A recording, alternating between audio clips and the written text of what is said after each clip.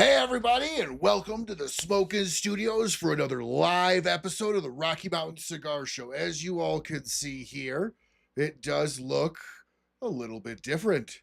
I spent the entire weekend painting the entire office, so there's no more wood grain background. As you guys can see, everything's painted. It all looks clean and nice and neat, and we even added in some additional cameras, and we got another mic for the show, so when we have guests in, we can now have two microphones.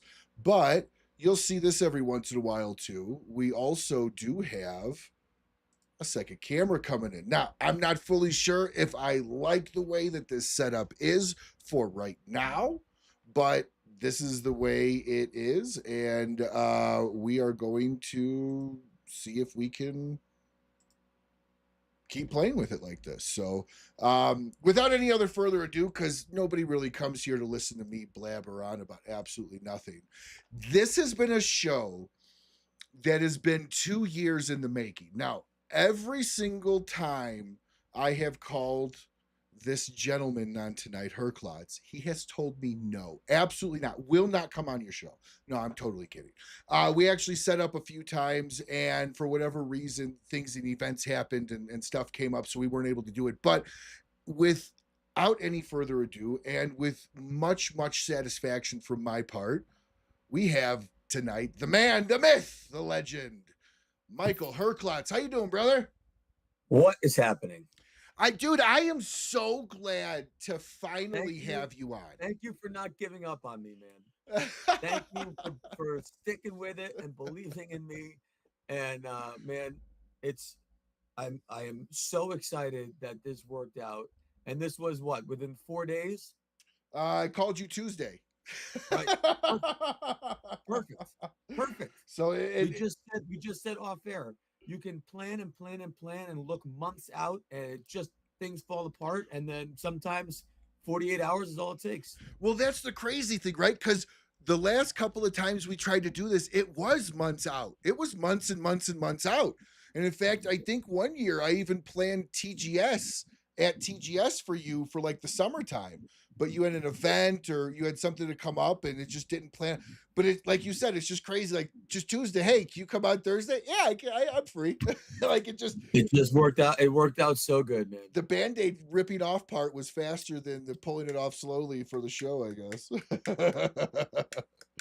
It's great. And it's fun. I mean, I see you all, we see each other out, we see each other at events and in market, but I'm very excited to be on your show, man. I think you do such a great job. You have such a great niche and unique energy, and I'm really pumped to spend some time with you. Well, I am incredibly pumped to spend some time with you. Before we kind of dive into the show here, let's do the only segment that we have on the show, which is the What Are You Smoking Tonight part of the show, sponsored by Dunbarton Tobacco and Trust. Thank you so much, Steve Saka. What are you smoking tonight, Michael? Man, this was a very I'm making the decision live. I have options. I brought, I grabbed the smattering, wondering what I was going to feel like by the time we went live. So I have an Elegancia Generoso and Suma, because those are always the right choice. Sure. The 2024 Elegancia Generoso and Suma. I was kind of feeling that. Then, like, when I sat down, I'm like, maybe timeless. Maybe we just go back to the old school. So I grabbed the Prestige and a Supreme. Good choices. And then I was like, you know what? I'm going to go limited, because I tend not to smoke my limiteds very often. And this is the Metropolitan 30 year. And It's been a big hit in the market. It's been a huge hit for Smoke In. And I just said, you know what? It's been a while since I've smoked one. I'm going to smoke one right now. That's what I'm smoking. I'll be upfront with you. I don't think I've had that one. Unless that's been in the Cigar of the Month Club, I don't think I've had one of my favorites. Nope. I don't think I've had that one then. Well, we will, had we planned this with some notice, I would have made sure to share something with you. But since we planned it under duress, we get what we get. We don't get upset. No, not at all. And in fact, I will let you. What are you washing it down with? Also, multiple options, but I have a little vino. Nice, nice. Okay, you're going wine. You're going wine. Now I will let you explain what I am smoking tonight. So let me get in here and see if my camera will do this. But I have the 10-year Timeless 10 year. timeless 10-year limited. Now tell everybody what this one is and how long it's been on the market. So I believe it's. I mean, we are definitely sold out.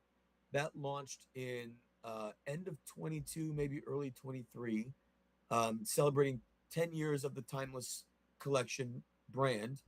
That is a 5.25, 5.5 by 54.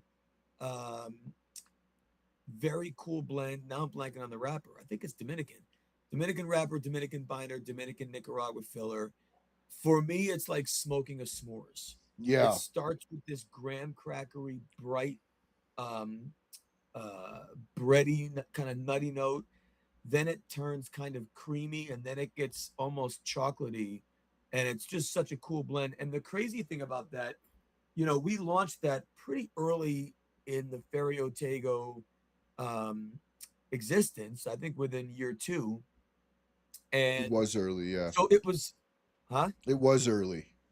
Yeah, yeah, yeah. And so I think it was a little confusing for that moment in time for people that a 2-year-old company could have a 10-year anniversary.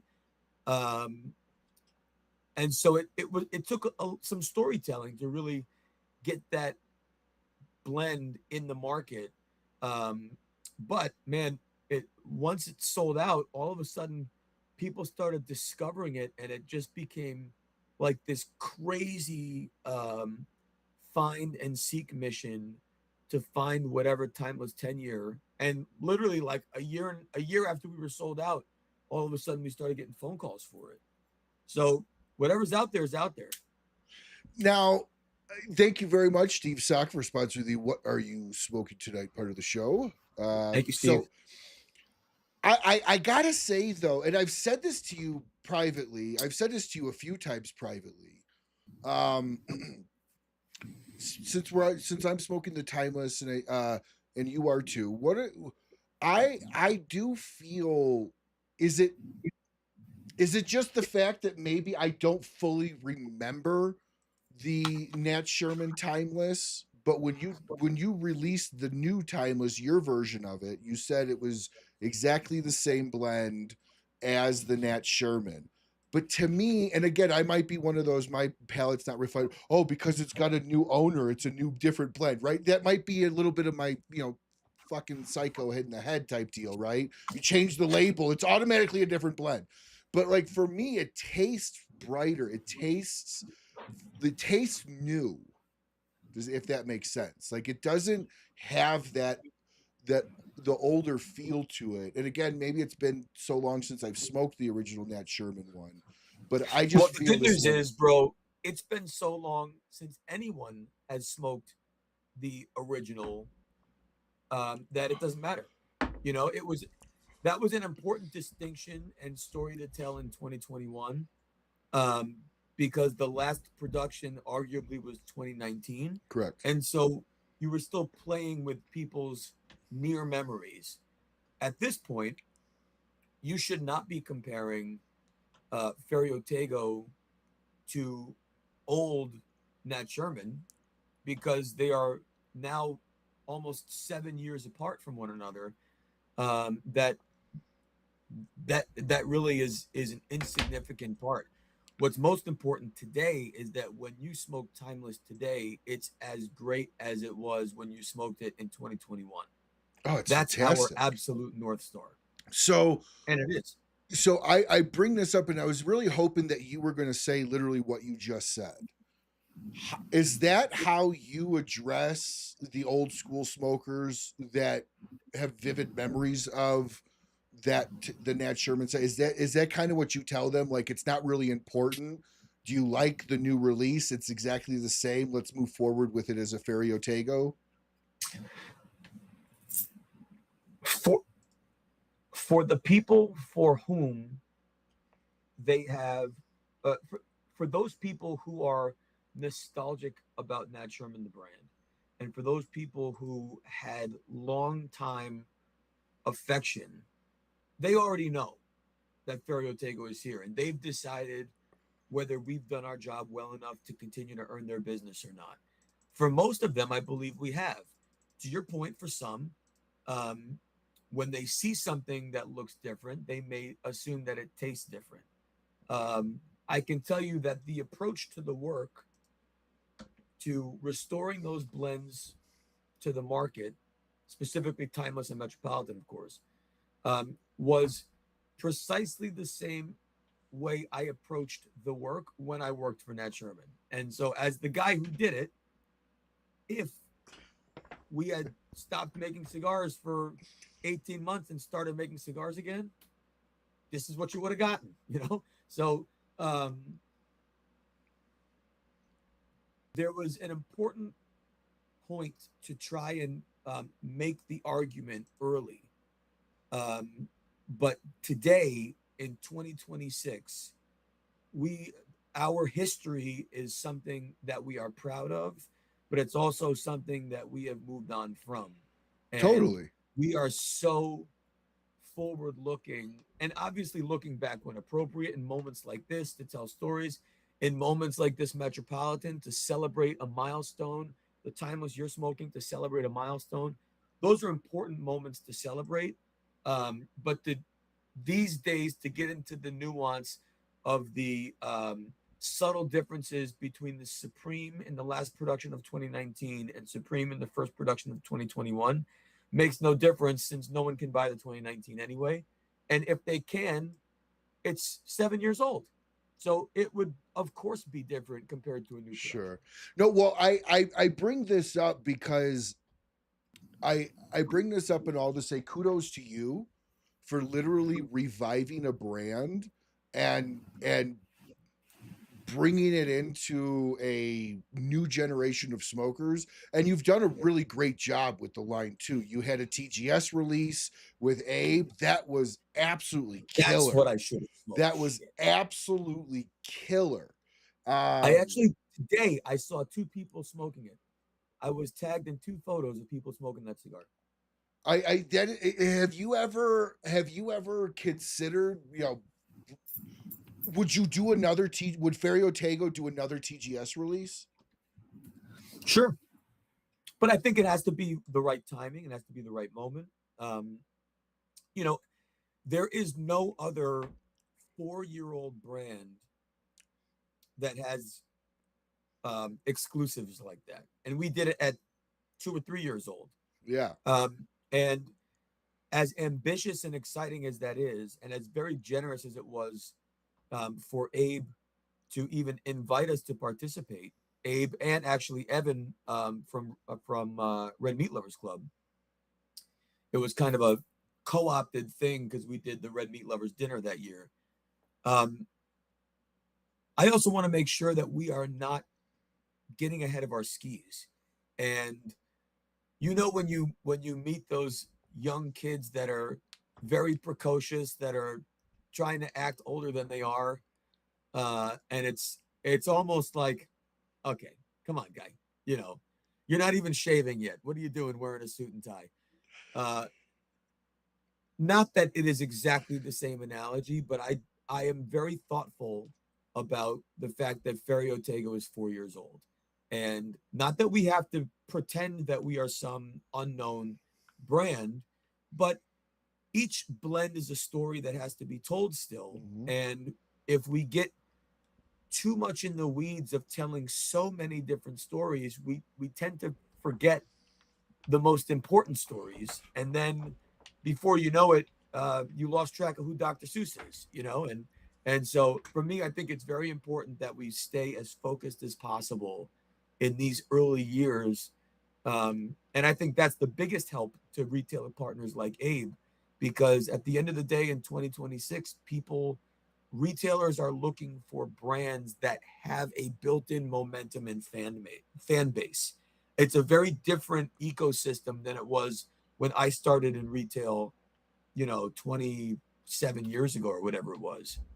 Yeah, no, it absolutely is very different. So that to me is why, if the moment is right, the opportunity is right, and we all agree that collectively another kind of neat exclusive product would be worth doing, then let's do it. But I think the work we're doing is so good and regularly available.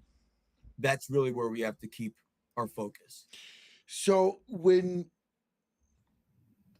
how did you even give us a little bit of like the behind the scenes, a little bit more than you have, of the how you came about to take over the brand with you and your partner, and tell everybody about your partner too, Brendan. Yeah, so Brendan was the former CFO of Nat Sherman. I was the vice president of Nat Sherman International, which was the cigar business. Brendan was part of the team that hired me at Nat Sherman in 2000. I guess we started in 2010, but really 2011, I joined the company. And so we worked very closely together at that time to try and rebuild the cigar business at Nat Sherman. Then we worked very successfully to continue to grow the business up through the Sherman family selling Nat Sherman to Altria. Then Brendan and I worked together behind the scenes to help that transition be seamless through acquisition. Then we stayed on after the acquisition for several years. Ultimately, there were a number of factors why they ended up pulling everything in-house, which ultimately the consequence was that our cigar business lost the support we needed. And we attempted to sell the company. In the middle of that process, COVID hit, and so there was no way to complete that sale. So ultimately we closed during COVID. And so the plan was just to figure out what the next steps were. Brendan was going to stay in the finance industry and find another company to work for. I was going to presumably find another cigar company to work for. Which would have been easy for you. Well, not as easy as you think, man. Let me tell you. But in exploring our options and talking with lots of people in the industry, and as I just said, there were much fewer people offering me jobs than there were people encouraging me to do my own thing. And you hear that enough, you got to take that seriously. And so I was going to do Ferio Tego as my thing. And my plan was Elegancia Generoso, very small, and go hit the streets and see what we could do. But as I was working on that, it became clear that there might be an opportunity to engage Altria in acquiring the brands that were Nat Sherman cigar brands. So Timeless, Metropolitan, Epoca, and Cora, a couple other brands. And so that was a big move if we were going to entertain it. I knew I couldn't do it alone. So I reached out to Brendan and told him that it looked like there might be an opportunity to acquire these brands from Philip Morris and Altria, and would he want to do it together? And I kind of laid out a very back of envelope plan, and he said, why not? Let's try. So then we engaged with Altria. We put in a bid, and ultimately we were the winning bidder, and we had to close, sent them a check, and off we went. And that was the fall of 2020. Mm-hmm. Then we got to work in January of 21 with the factories, working on the blends again, but it was the height of COVID. So we were doing everything via DHL and FedEx. And then we ultimately got with Davidoff to do our distribution. So we had a distribution deal done before we even had inventory.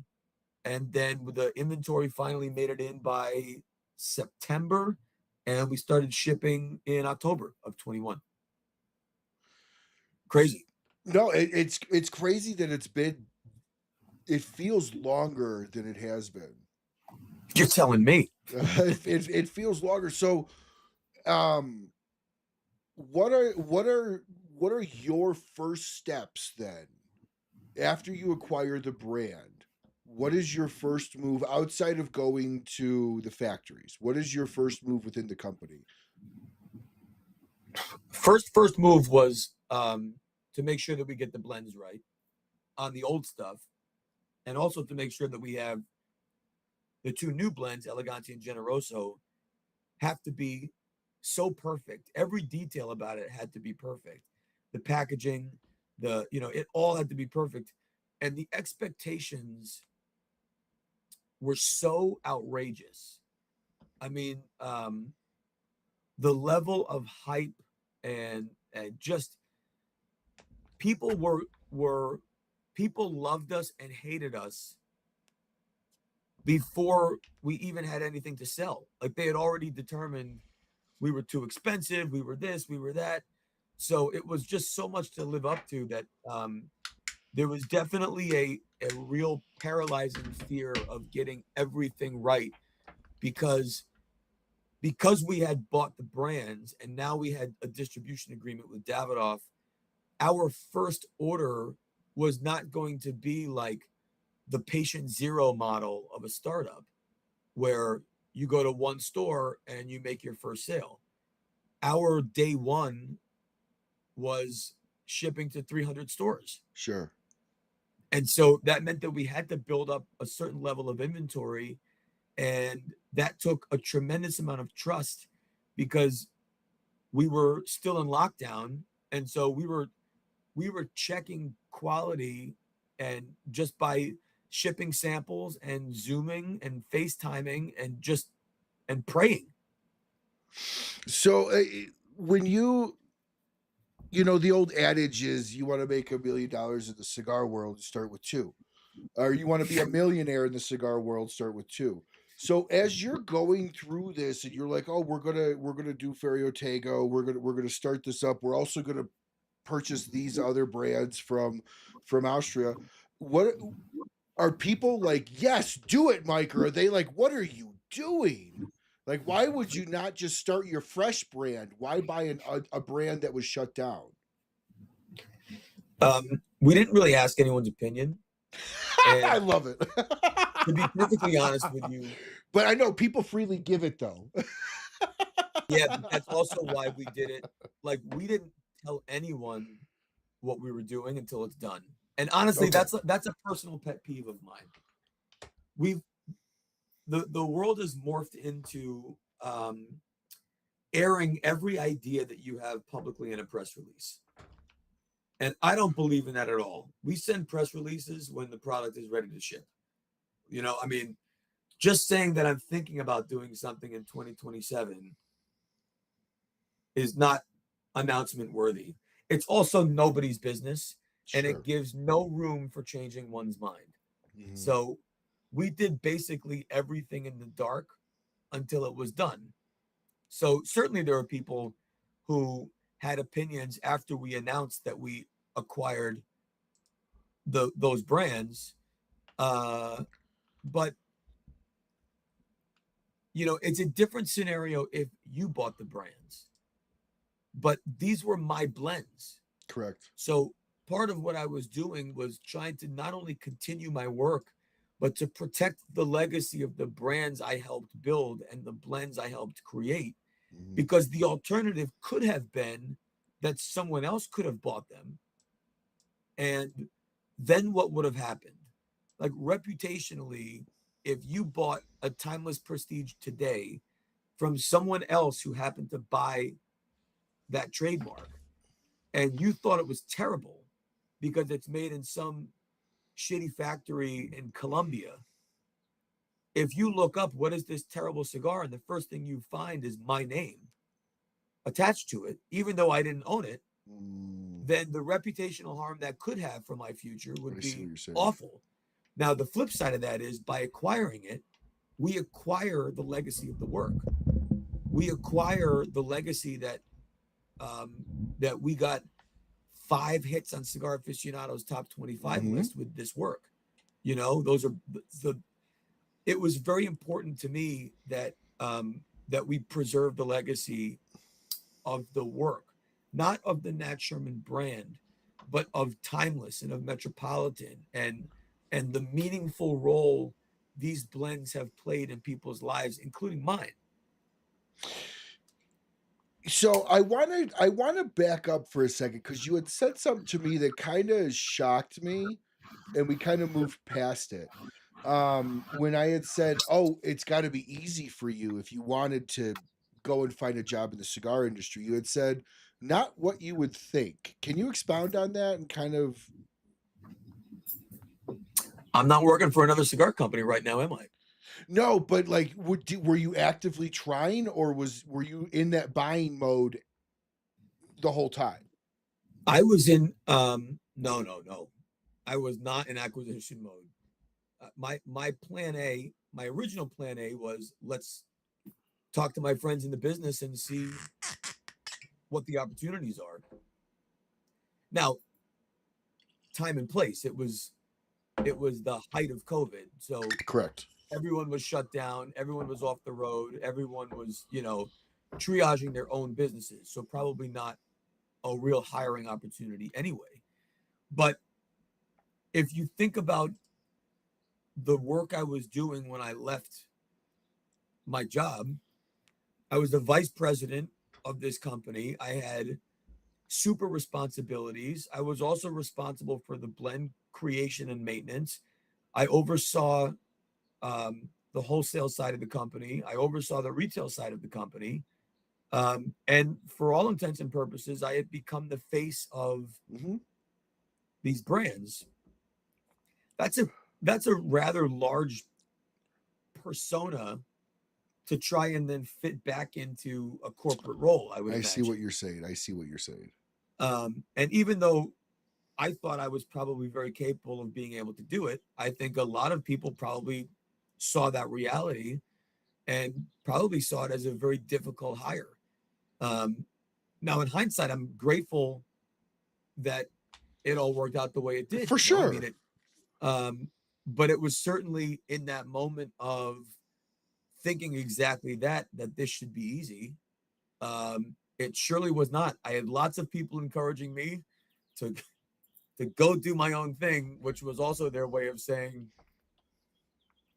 we got nothing for you. Well, see, you make a really good point. You were an executive level at a company. Like, would you take? Realistically, would you even have seen yourself as a road hog again, or would you have seen yourself as a district manager? Like, it would almost kind of not make sense for you to, because then the other side of it is, what do they pay you? Like, do they pay you for your experience, or they pay you for the role? Right? Because now that's a totally different discussion, and in every way possible. So it makes logical sense that you slid into your own company. But also those, it wasn't just like, hey, you should do your own thing, we have nothing for you, because there was a lot of encouragement, like, any company would be lucky to have you, sentiments like that. And gosh, if you really needed something, we might be able to create a role for you. Like, what's a role that you envision within our company? Things like that would come up. But that was also met with real genuine encouragement of, there's no better time and moment than right now for you to do this. Yeah. It's the perfect opportunity. The stars have aligned. It was, and they were right. I mean, they were absolutely right. Do you think, though, knowing is I don't, it's not like I talk to you every day, or know you like exceptionally well, but knowing you as well as I do, I don't know that you could have fit back in to that corporate world where you weren't a boss. Because, like, to me, you give off that persona of, like, you run things, you run your own company. Like, it makes, does that kind of make sense what I'm saying? Like, I don't know that you could have mentally done it. Very fortunate. But here's what was cool: is I was very fortunate in my final role at Davidoff, and then in my entire role at Nat Sherman, which, so that's 9, 10, 11, 12, 13 to 15 years of my career were in leadership levels, but also with a level of autonomy that let me operate with an owner's mentality, without the burden of equity and money.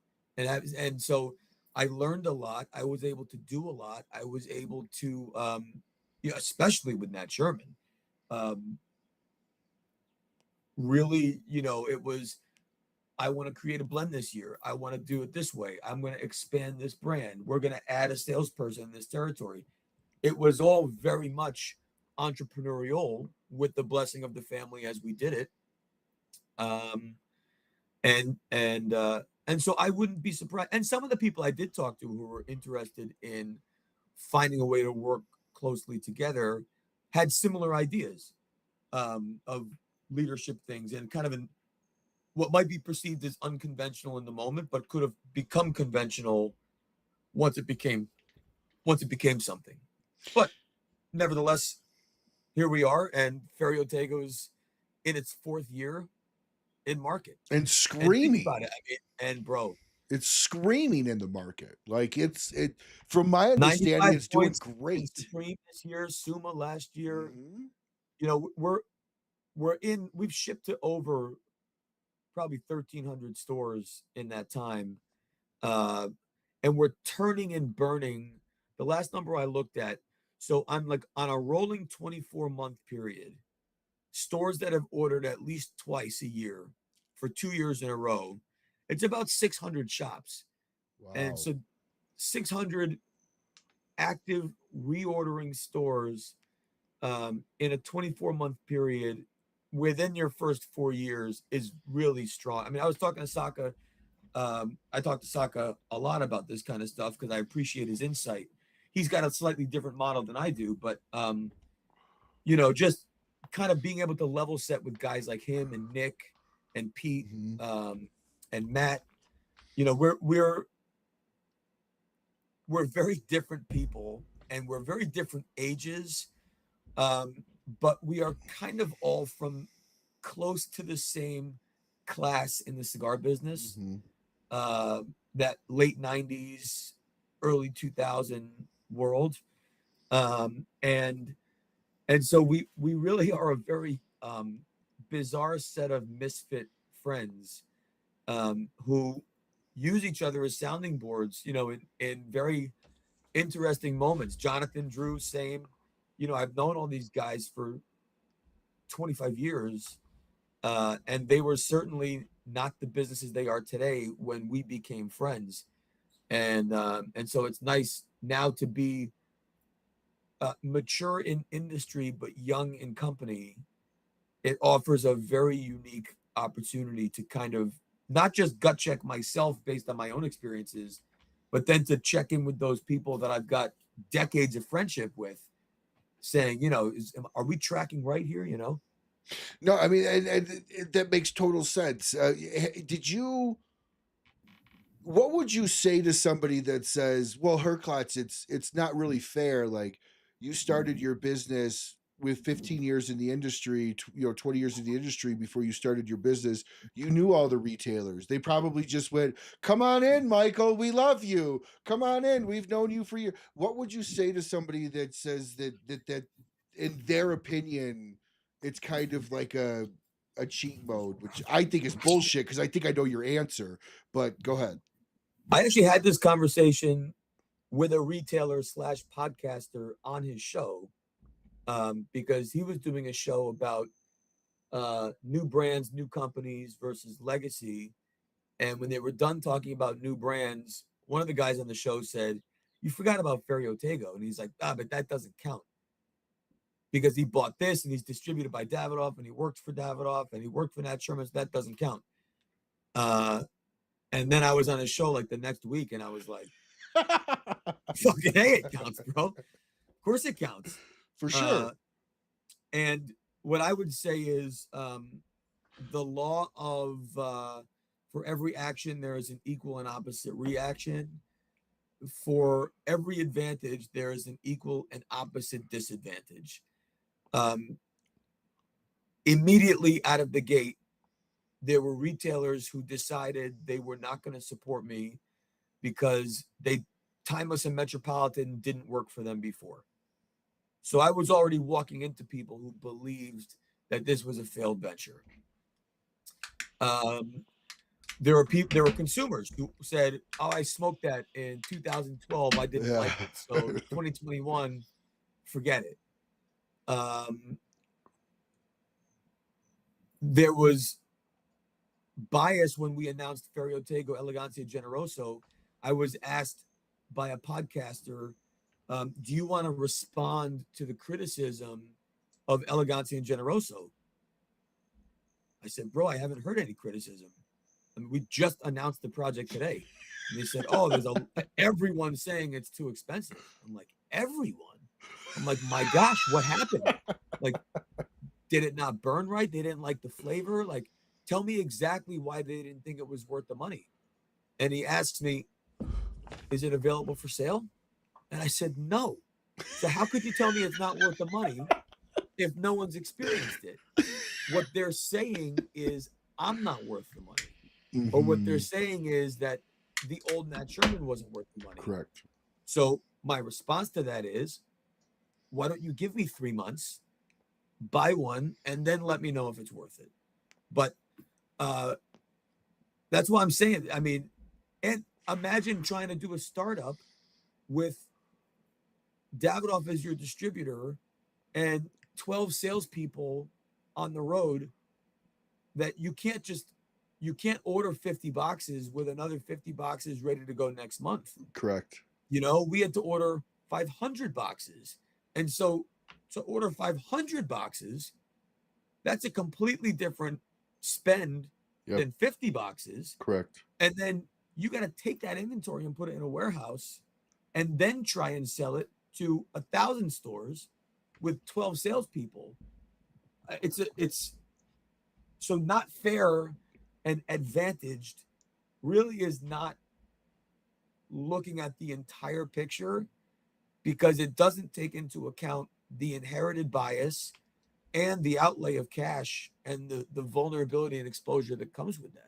Well, it's a double-edged sword, like you said, because at the same time, you also could have people that go, "Oh, I want to buy 20 boxes of your stuff," and you have to tell them no. Or you have friends in the industry that really want to support you, maybe above and beyond, and you kind of have to limit that too. So it's definitely a double-edged sword. Listen, man, friends in the industry are business people too. Correct.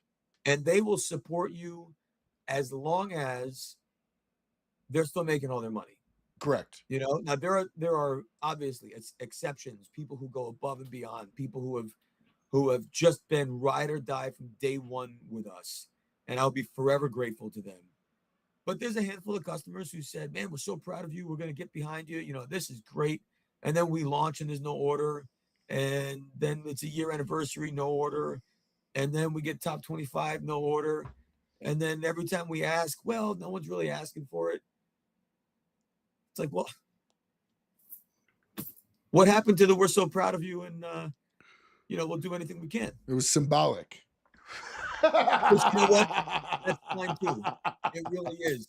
And those words were important in the moment, and those words were encouraging to give us the confidence to keep going on. And if we're doing our job right, then eventually our brand will be right for them.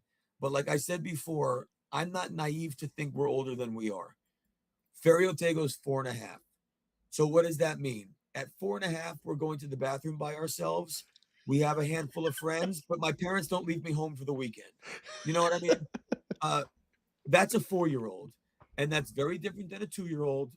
But we're not 10 yet, you know. And so we have a long way to go. But I think we are very mature for our age, and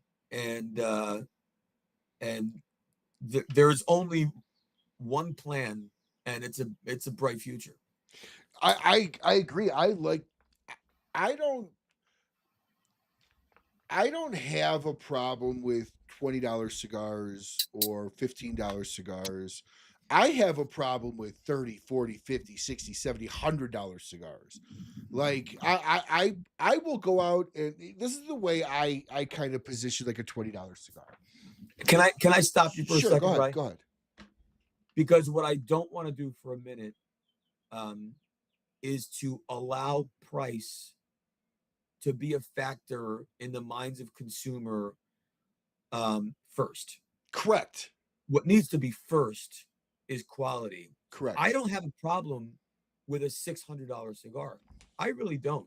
If it's excellent and you can afford it and it makes you feel good, and the company that makes it can provide the receipts, God bless America. I do have a problem with a $400 cigar from an undisclosed factory with undisclosed tobaccos, but everything is the best in age, but we can't tell you for how long, where it's from, who made it, where it was grown.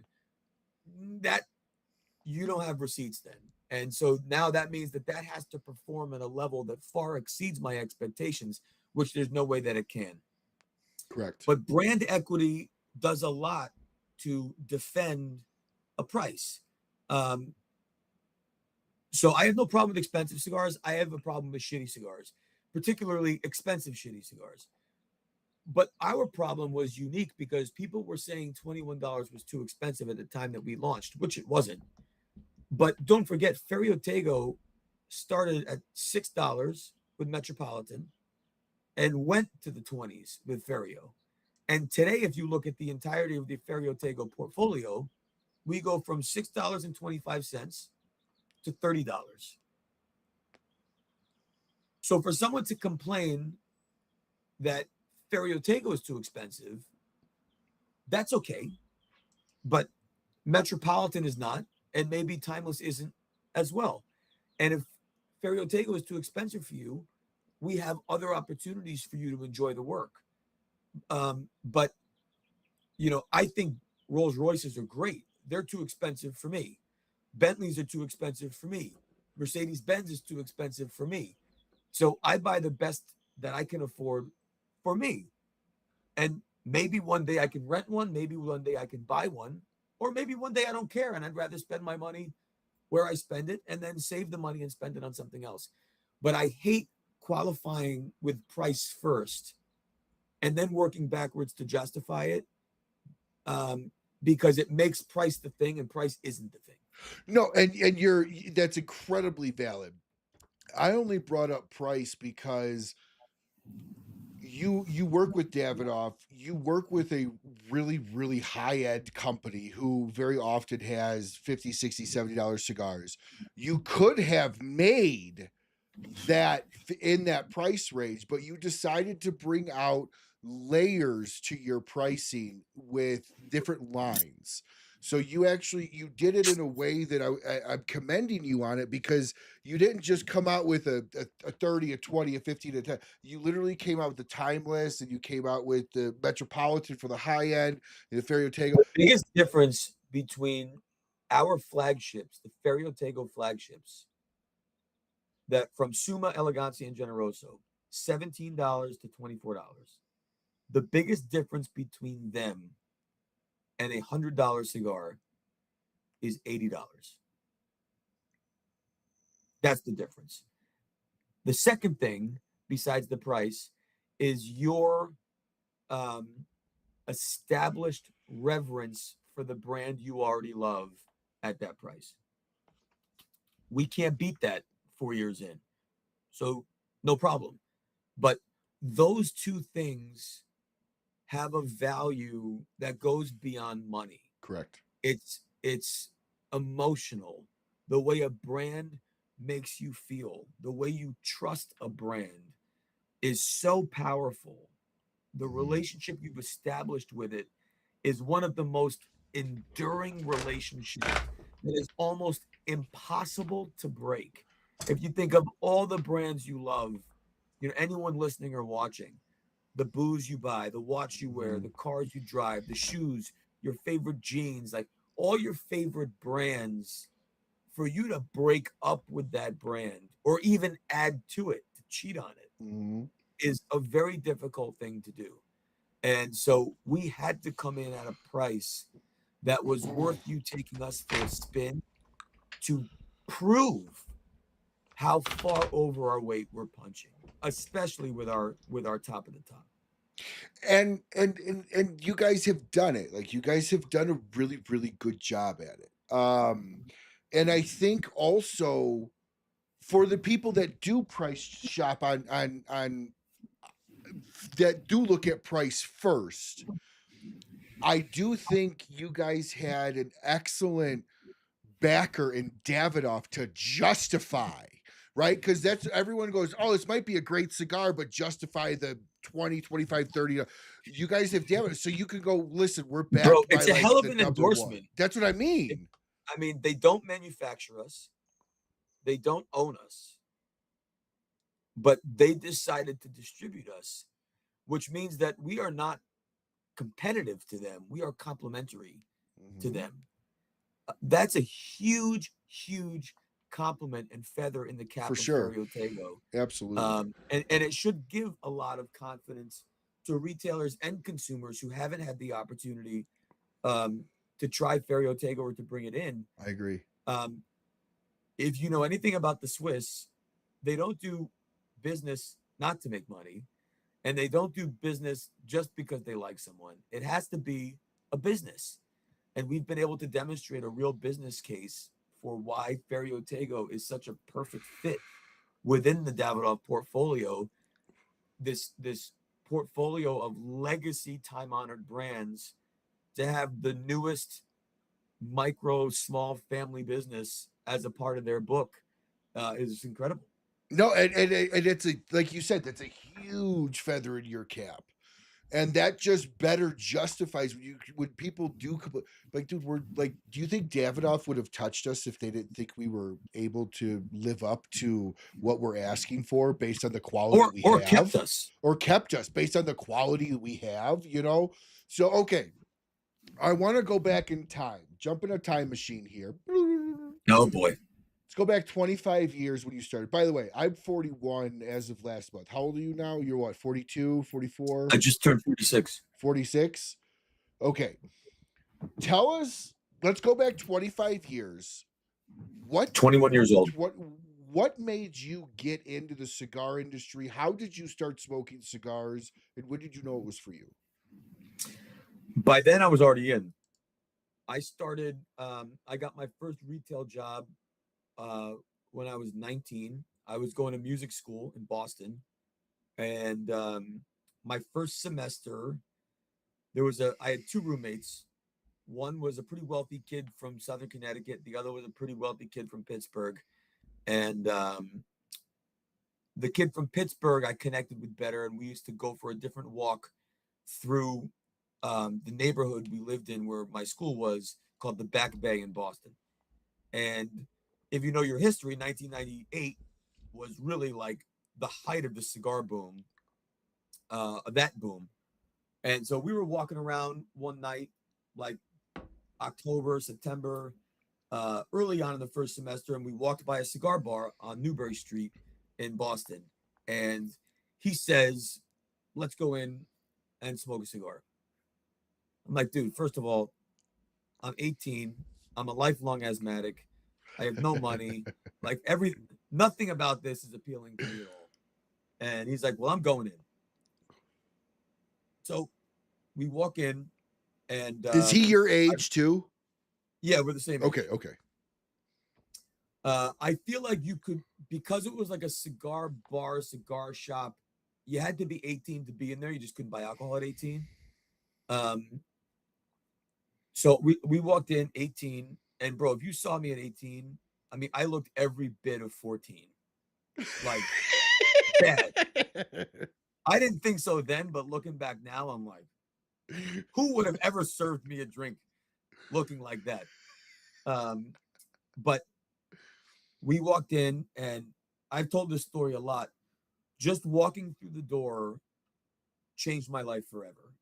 It was, there was jazz playing. Everyone had, cool shaped glasses with brown stuff in it. Everyone was smoking cigars. I'd never been around cigars. Like, the only time I ever saw someone smoke a cigar was like an old man sitting on a bench waiting for his wife inside the mall when you could smoke in a mall. And it always smelled terrible because it was some machine made, garbage. Yeah. And so we walk in, and I just remember it didn't smell bad. It was smoky, but I didn't feel like asthmatically affected. There was jazz playing, and there was this kid who looked a little older than me in an olive green suit with an olive green turtleneck, like straight out of 90210. And he was the guy on the CD on the bar. And I walked over to him. I'm like, is this you playing? And he said, yeah. I said, oh, I just started at Berkeley. And he said, I just graduated Berkeley. I'm like, oh, wow. And he's like, what are you doing? I said, my friend wants to smoke a cigar. He said, do you smoke cigars? I said, I don't smoke cigars. He's like, well, come on, I'll walk you around. So he took us in. My buddy picked up a cigar. I passed, but we sat down. He gave us the star table in the front. I paid $2.50 for a coffee, which was the most money I had ever paid, I think, in my life for all the coffees combined that I had ever had. How much was it again? $2.50. They wouldn't even get you a creamer. They wouldn't even get you a creamer today. Bro, that was a lot of wood on a student budget. So I was like, oh my God, this is crazy. But my roommate, his name is Chris, he said, he got it going, and he's lit it, and he said, do you want to take a puff? And I'm like, dude, I don't know what to do. And he said, you just take a puff and blow it out. He's like, don't even blow it out. Just take a puff and let it out. And he showed me, and this is how I show people all the time. You just out. And I said, great, I can do that. He goes, you did it. And I remember in that moment thinking, there's a flavor here that I've never tasted, and I like it. And I liked everything about it. And so then, obviously, I'm a college kid studying music, so I have zero money. And so I started going. At that time, there was a local shop in Boston called Gloucester Street Cigar Company. Real quick. Do you remember what that cigar was? Yeah, Ashton Classic Panatella. Okay. Continue, sorry. Every Wednesday, they did free Wednesday night tastings sponsored by different cigar brands. So I went to this Wednesday night tasting, and I met the manager, this guy, David Kitchens, and he clearly saw I had a unique passion for it very early. And so he said, just come every Wednesday and get a free cigar, and we'll talk cigars and learn. And, the internet was nothing. Was a baby at that time. Yeah, it was DOS. So Cigar Aficionado had a website, and it had bulletin boards, kind of. Mm-hmm. And so I just went down the rabbit hole, and I would go every Wednesday to the cigar shop. And fast forward that spring, so second semester, I knew I was going to stay through summer and move off campus because I wanted to graduate early. And so I needed a job because student employment was going to run out for the summer. And a kid that lived on my floor in the dorms worked at a kiosk in the Prudential Center Mall, which was right down the block. And it was like one of those ones that sell the shitty silver rings back then, and the troll dolls, and this thing was a humidor, and it had, I don't know, maybe 50 facings and little pull-out drawers with lighters and cutters and accessories. And this kid, Phil, who was graduating, worked there, and I went and I was like, I need your job. When you graduate, I need this job. And he introduced me to the owner, and he said, this kid is great. You got to hire him. He hired me. So that was May of 1999. And there has never been a moment that I haven't made money in the cigar business since. So when you first tried to say it was always plan A. Well, of course. Like, I always envisioned myself being a musician. Correct. Which you still are. As a more as a hobby than a career like you expected. I'm a musician, but I wanted to be a professional drummer performing as a living. And that was really my plan through moving to New York in 2002 and working for Davidoff. And as it turns out, the general manager that I met in Boston, who was very kind to me, left Boston and came to New York to run the Davidoff store in 2000. I was going to New York as a musician, so I would stop by and see him there. So when I moved in 2002, he hired me as a sales associate on the floor for Davidoff Madison Avenue in 2002 when I moved. And I would say within a year, of being in sales on the floor, there was a real piece of my heart that was so in love with the cigar business that I knew my life would not be without it. And every year I gave it a little more. So uh, this is maybe a dumb question, but it's my lack of knowledge of that time period with the Davidoff store.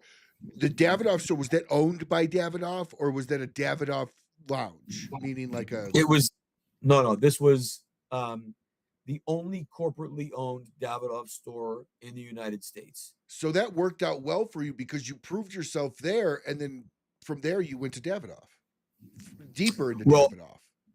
so I was a sales associate for 2002 to 2006. By then I was the lead sales guy. Davidoff, in the meantime, a store had opened up on the west side as a privately owned franchise store of Davidoff. They were going to close. Davidoff bought it and moved me there as GM. So that was definitely putting a lot of eggs in the full-time cigar career basket. Then in 2008, my friend David left to go to a different company, and then they gave me Madison Avenue also. So then I got put in charge of both New York stores in 2008. So that was definitely a lot more eggs in the career cigar basket. And then 2011, Nat Sherman recruited me, and that was a executive level. By then I was married, and I basically knew, let me just put the rest of these fucking eggs in this basket here For and sure. get on with my life. So when you first had your cigar, when you had your first cigar, and you took a puff, and you realized it didn't give you the asthma. How quickly was your second cigar, or did you buy a cigar that night? No, I didn't. I want to say we went back maybe the next weekend, and I had my own. And then I want to say it was within a few weeks of that we discovered this other shop that had the Wednesday night tastings. Mm-hmm. And then I didn't have to buy them because I got one free cigar every Wednesday, and one cigar a week. That's a lot of smoking for a non-smoker. That's more than a casual smoker. I think a casual Yeah. smoker for the cigar world's like 5 a year or something like that. Yeah, your average is like one a month, one every other month. Yeah. So so you knew you loved it. You're into this, you're in Davidoff. I mean, that's like you kind of skipped low end retail and you went like straight to fucking I didn't though. I BMW. worked in a mall. No. My point is though, is like usually you see like people going from spot. So that just shows how good you were though, right? Like that just showed your quality, how you carried yourself, that they brought you in to the Davidoff store itself, which I'm sure probably Man, was I not an remember- easy job to get. So listen, the GM, David, knew how good I was in sales. He was adamant that he wanted to hire me. I had to I was the only salesperson in the history of that store that had to be interviewed by the president of the company. And the Swiss guy, Peter, comes in and meets with me. And I came right out of music school. I had all 5 earrings in my ears still. It was the middle of summer, and I had on like a heavy suit because I only had one suit. Sweating my nuts off. And afterwards, he told David that he was fine with it, but that I had to lose the earrings. I couldn't wear the earrings in the store. And so then he leaves. I said, thank you very much. And David said, you're in, but he says you have to lose the earrings. I'm like, lose the earrings? Like, that's what he's worried about? He just said I could have the job, but the earrings are the problem? I'm like, forget it. I'm out. Like, the earrings are what's going to make me stand out and have someone ask for me again. So the earrings stay. He's like, we'll fight that battle later. I don't care. You're in. And so maybe 6 months later, I completely forgot about this. The president, corporate headquarters was in Greenwich, Connecticut, so it was only an hour away. He came into the store and I was there. It's probably 6 months, 8 months after I started. And he sees me. He's like, "Oh, how you doing, man? Great, great, great." And I see him give me this look. And I didn't think about it. All of them were in, and I was suited. Like I had the full dress code on. I just still had the earrings. And apparently he went in the back and said to David, "I thought we had a deal." And David pulled up my sales. And I was the top sales guy on the floor. And he was like, "It's a unique look, but it can." That's the beauty of sales, right? As long as you're good, you can write Numbers your own don't lie. schedule. Like that's why I love sales. You can take one of my old bosses used to tell me, listen, this job you should be able to complete by noon and take the rest of the fucking day off. Like as long as your numbers are good. So you're going through, who was the first person when you worked at Davidoff within the cigar industry that's still living and still here that you met? Well, the first cigar maker rock star I ever met was Carlito when I was 18. I think it was even before I started working. It would have been right around the time I started I guess it was after I started working at the cart. So maybe I was 19. And LJ Paredes, the oldest store in the United States of America, I believe, maybe second oldest to Iwan Reese, I forget who came first, is very, very close with the Fuentes.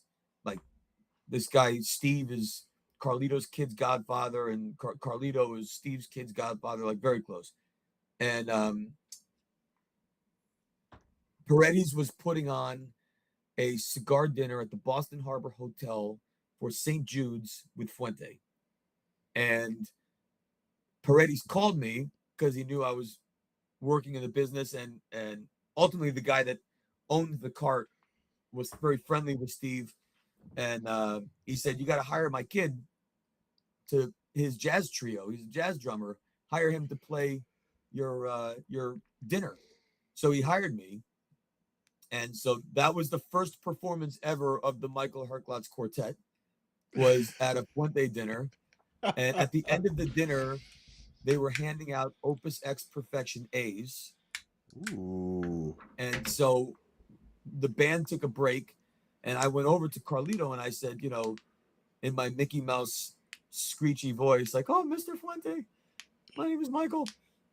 And he said, "Oh, do you and your band enjoy cigars also?" Because we don't say smoke cigars, we say enjoy cigars. I say, yeah, all of us. And he goes, "Well, here you go." And he handed me 4 Perfection A's. Wow. Which I promptly put in my pocket and did not distribute to the band. They didn't smoke. But he was the first guy. And in fact, when I met him later, he remembered when I told him the story, that dinner, and now we know each other very, very well. And it's still one of his favorite stories to tell, that he was the first cigar maker to meet me. And then after him was probably Rocky in 99 or 2000. And that's a completely different Rocky than today. Like, he was completely different Rocky. Still been practicing law. I can't remember if he was 100% Indian tobacco, but he was selling Indian tobacco. Traveling on his own, knocking on the door, asking for the sale. It was the first time I ever smoked 2 cigars in one day, was with Rocky. And then after him was probably Manolo Quesada. Okay. And Dr. Martinez Cuenca from Joya de Nicaragua. But they were both very early at Davidoff. But then after that, it was everybody. Now, when did you and Abe meet during Nat Sherman? No, Abe and I knew each other. We were both on boards um, for Altadis. So that would have been maybe 2000. We had met over the years because I was tight with Jonathan Drew. Um, Actually, I met Jonathan in Boston, but we became much closer in New York when I started at Davidoff. And wait, what did you just ask me? Hold on. I Yes. answered Jonathan Drew, Did but you meet Abe during your oh, time when right. you were doing Nat Abe Sherman?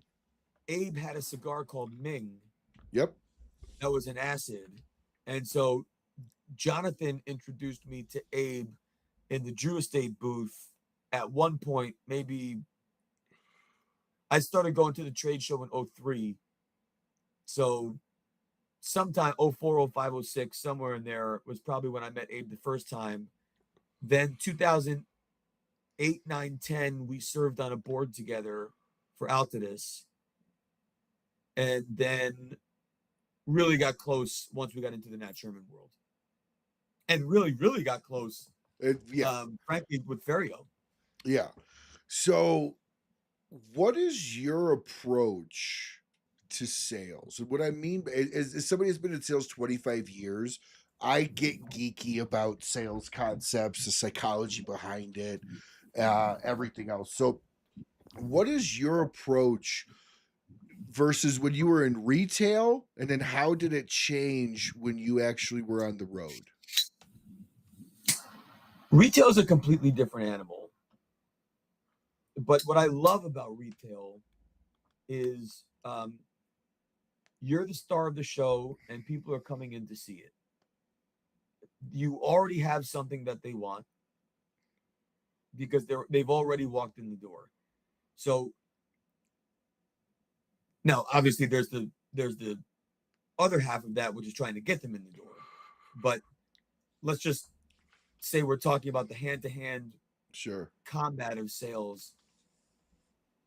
They have come in to see a show. And this is important now more than ever because when I started, you couldn't buy anything you wanted on this thing. Mm-hmm. So now it's even more important. If someone actually walks through the doors of a brick and mortar store, if you don't over deliver and exceed every expectation they could possibly have, then they might as well just go back on their toilet and order what they wanted to buy.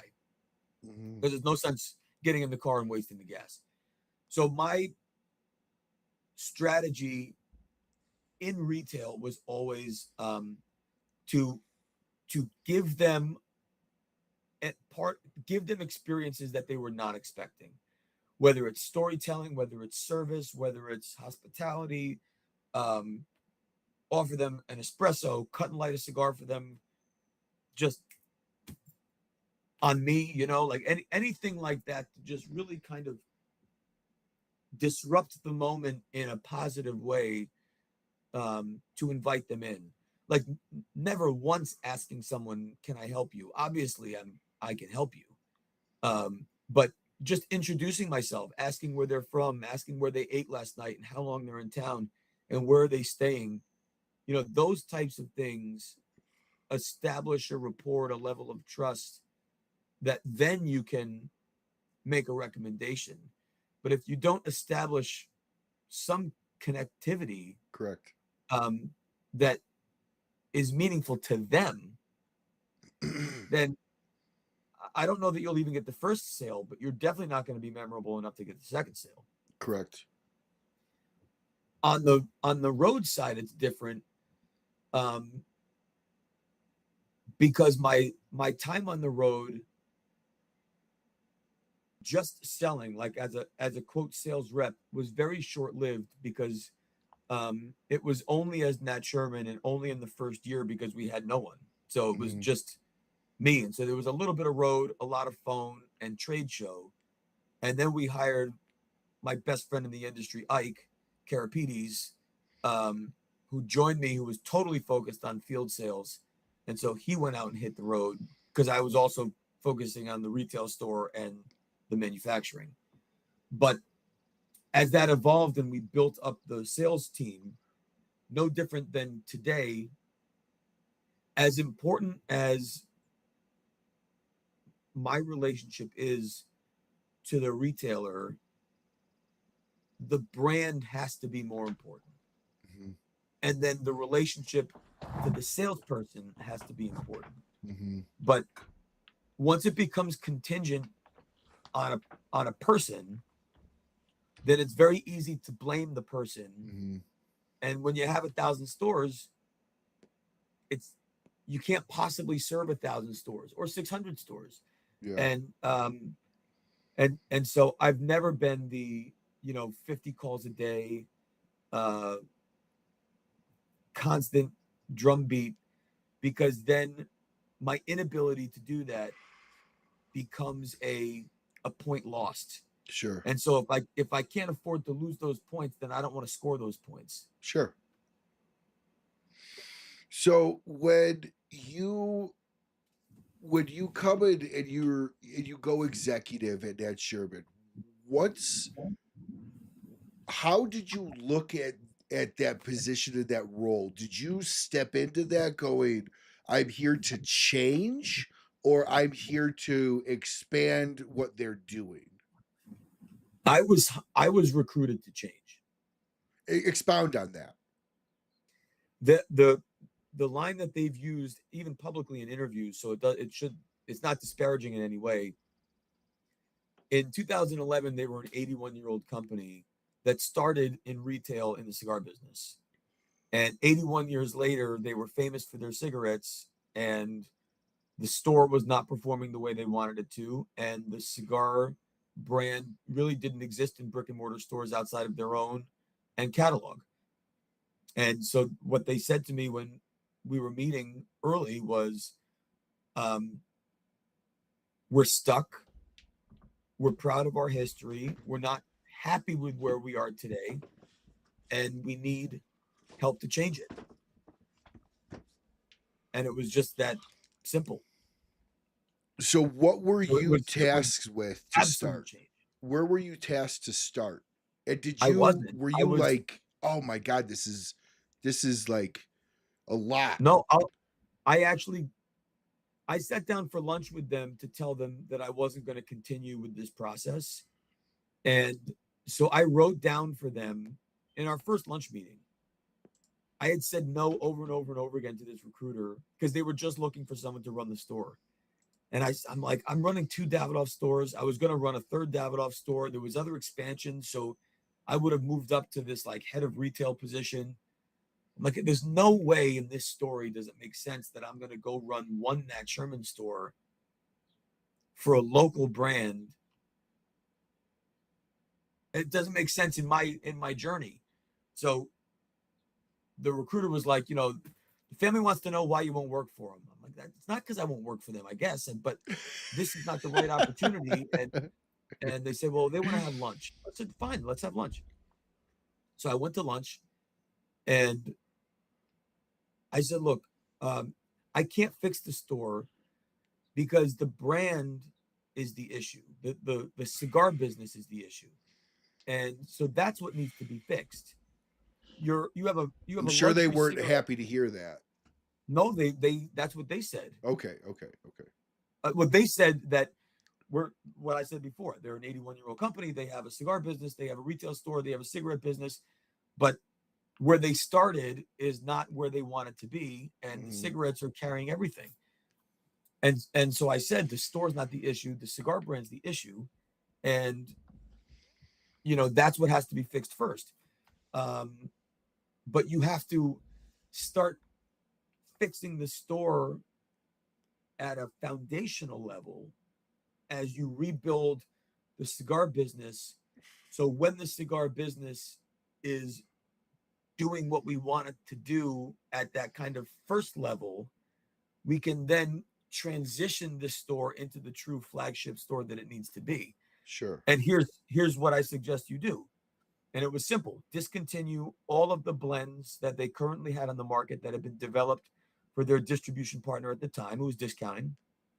Go back to the original 3 blends, Metropolitan Connecticut, Metropolitan Maduro, and Host. Reset the pricing, price correct and price protect those 3. At the same time, create a new blend under a new brand and bring that at a price that's equal to the old one. So when you price correct that, you make a new brand at the same price, but make it look different, taste different, feel different, and make it new, not feel old. And then on the store level, you have to, your 70% Nat Sherman products, your 30% third party products. No one is coming in asking for Nat Sherman, and everyone's coming in asking for other things that you don't sell. So bring in everything everyone wants to buy, Sure. which is going to be a serious spend. But in the meantime, you build your cigar business. So when you launch the new cigar, now you have a business of people who are already buying cigars from you that you can say, now try this. And then we flip them. And that's what I suggest you do. And I'm going to go back to Davidoff. So, and I wrote it on a piece of paper and I handed it to him. If they would have said no to that, it obviously probably would have been a non-starter for you, because you can't come in hands tied. No, I gave it to them for them to go do. Oh. And I went back to work. I was like, this is what you guys have to do. Oh, I misunderstood. Follow this plan and go do it. And call me. I'll help you. But I work for Davidoff. I love Davidoff. I have a plan for Davidoff. I'm going to stay at Davidoff. And I went back to work. And how long after that did they call you? Oh, an hour. So, have you ever thought where you would have been? Not good, bad, or indifferent, but just where would you have been, Ferio Tego, Michael Herklots, you think, if you would have stayed at Davidoff? Because it almost seems like the move to Nat Sherman kind of was the catalyst in a way to do the Ferio Tego, the Nat Sherman, the Metropolitan. So would Michael Herklots be Ferio Tego Michael Herklots if he stayed at Davidoff? Bro, there is a plan far more divine than I can ever possibly comprehend. So I don't know how to answer that question. I don't know what would have happened if Chris from Pittsburgh didn't put that Ashton in my mouth that day. Like what would have happened if I didn't go in that day? I mean, it's just that whole what if game. I can't tell you. Well, would you have seen yourself working your way through the ranks at Davidoff? Like, is that something that at the time, is that how you envisioned it? I don't know. Sure. But when you start someplace as a baby, it's very difficult to rise to the top because you're always that junior guy that, so definitely cutting bait and moving to Nat Sherman was an incredible opportunity to be seen, not just in the industry knew, but also by my friends at Davidoff knew, for them to really see a side of me that they had never seen, or maybe they did see, but didn't notice because it had always been there. So that rebirth, I've always had a real fondness for new beginnings. I remember when I got to music school, I was a relatively talented musician in a very small town, and getting to Berklee College of Music in Boston, I learned very quickly that being a big fish in a small pond is a lot more fun than being a small fish in an ocean of musicians that were infinitely better than I was. But what was amazing is nobody knew who I was, what I was, where I was from, what I was like. I was definitely more introverted in high school, but literally standing in line, registering for classes at Berklee, I had this moment realizing like I could start speaking with a Southern accent right now and say I'm from Texas, and no one would have any reason to believe that it's not true. And I could be completely different. And I took that opportunity to be different. Like I changed my personality deliberately to be a bit more outgoing and intentional, because I knew it wouldn't be out of the ordinary. It wouldn't feel unnatural because no one knew. When I moved to New York, I did the same thing. I put some polish because I knew that it wouldn't be unnatural. And so starting at Nat Sherman was kind of that same opportunity. It was like, okay, new beginnings. I mean, obviously I had some industry reputation, so particularly in New York. But this, I had a new organization, a new role, a new thing, and it allowed me to be new. Um, and but you're asking a 28-year-old me, do I envision owning a cigar company? No, I don't think so. I mean, it just seemed too big, like where do you even begin? But if you think I about it suppose though, you didn't like, ask me if you asked 35-year-old me when I was at Nat Sherman, 37-year-old me when Altria bought us. I had this conversation with Hostos Fernandez? no. He owns Tabacalera La Isla. He's blowing up right now. He's probably one of the most important, newest manufacturers in the industry, for sure. He makes a bunch of warped stuff. He's just doing a Partagas redo for General. I mean, the guy's unbelievable. In the Pro Cigar before COVID, we're on his porch drinking a beer, talking about, man, if only we had the balls. If only we just had the balls to just go do our own thing. But we'll never do it. And we're like, well, here's to being employees. We toasted. And literally within 12 months, we both were embarking on our solo ventures, talking about the 12 months prior. It's crazy when you like look back and actually like analyze, like we were sitting there 12 months before kind of joking about owning our own company, and you blink your eye because 12 months is this, right? You blink your eye and now you are an owner, so it's almost kind of like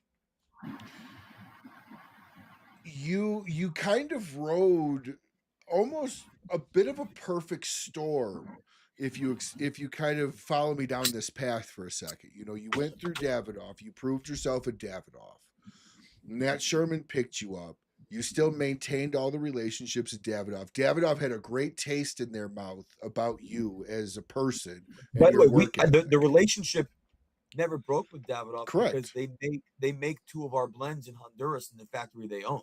Mm-hmm. So the first call on my first day when I joined Nat Sherman was to Davidoff, to my buddy JT, who I work with today every day. But it's kind of like you went full circle. Yeah, Davidoff isn't making your cigars, but at 28 years old, if your 46-year-old self would have met your 28-year-old self and been like, hey, at the age of 42, Davidoff's going to distribute your cigars, I'm sure your 28 yourself would have been like, go fuck yourself. Like, what are you talking about? Listen, I'm going home to my hometown to talk to graduating seniors next week. And part of my message is when you are 18, thinking about what life is going to be like at 46, it feels like impossibly far away. When you're 46, looking back at your 18-year-old self, it was 3 months ago. The mind is still there too. It was just the other day. And if the ghost of Michael Herklots' future came to see 18-year-old me and said, listen, just between us, jazz drummer wannabe, you are going to be the owner of a cigar company, and you're going to spend more than half your lifetime building a career in the handmade premium cigar business. I would have spent hours trying to wake myself up from whatever nightmare that was, because it would be like you could be speaking Swahili to me in my dream. Like, none of that would have made any sense to my reality in the moment. However, when you embark on the journey of what you want to be when you grow up, you embark on that with this specific what in mind. Sure. Doctor, drummer, whatever. What we tend not to give enough credit to is the why. And the thematic part of that goal is more important than the what you want to do. It's the why you want to do what you want to do. And from my 19th birthday until my 46th, I have been doing everything I have always wanted to do every day of my life. It has just evolved from playing drums and performing on a stage to making cigars and performing on a stage and touring and traveling and performing and creating and collaborating, literally doing everything I always dreamed of doing, just completely different than I ever imagined I'd be doing it. No, I like that because I mean, you still definitely perform on the stage. I mean, anybody who watches TGS knows that. Like, it's a different type of performance, right? But I also it's a perform every performance. time you light this up. Correct. This is you playing the album, you know? And sometimes there's tour years, like the last few years have been, where I've been out on tour and we're playing live, doing events, cutting and lighting, talking about the blends, doing pairing seminars, everything we can do to experience the work live. And then there's studio time where you go back in, you work on a blend, you work on something new, you bring it out, and then you tour and you talk about it and you share it and you perform again. I mean, it's the same. Have you ever considered putting out something in reference to the album? And just in your past, meaning like this is our Ferriotego album 1, like Ferriotego 1, Ferriotego 2 type deal where you kind of give an ode to the music side of you. So we have a project coming up that will give some musical validation. But as a guy with 20 whatever years in the business, I hate gimmicky shit, man. I really, the minute it becomes obvious, I find it dreadful. What do you mean by gimmicky? Gimmicky, like the musician does musician things. Like it's I don't want to be cute. I want to make great cigars. I'm a cigar guy. Like if you want to understand my musical roots, go on my Instagram. You'll see me play drums. You can find all that. But I don't want to sell these incredible blends by spinning some tale about what I used to do when I was a kid and the dreams I once had. This is the dream I have. I commend you for that. This is the dream I have. You're looking forward, not backwards. I commend you for that. Listen, my dad is a great singer. He's a songwriter. He's a pediatrician. He didn't fucking walk into the exam room with his guitar. You know what I mean? Like, he wasn't putting musical note Band-Aids on people. He gave him the greatest care in the world because he was the greatest doctor and pediatrician that's ever walked the face of the earth. That's just it. If you get to know him, it turns out this guy can sing and play and write music. Like, oh my God, that's a nice little bonus, you know? No, it is. And I appreciate you kind of saying it the way you did. It's kind of like, I'm not going to bring my past life into the new life because it's not to the level it was. Like, I'm not going to pay homage to it just to sell cigars.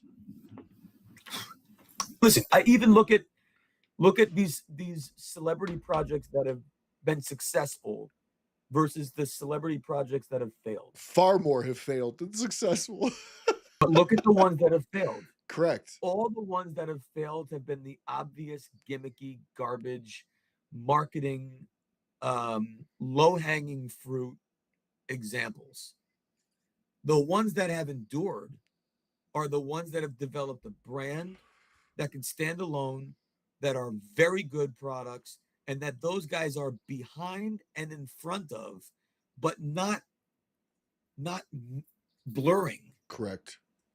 Correct. No, you're 100% right. And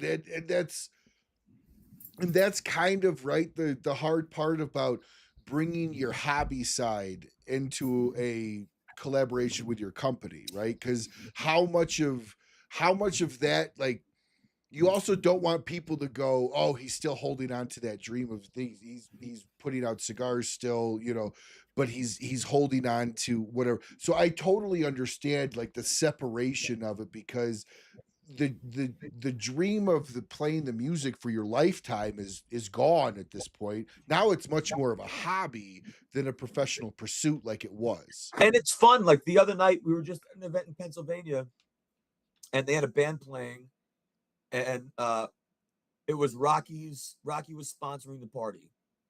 Well, Rocky's a drummer, so at one point, Rocky sits in with the band and plays, but all the manufacturers were there. So Nick Perdomo was there. He's also a drummer. Yep.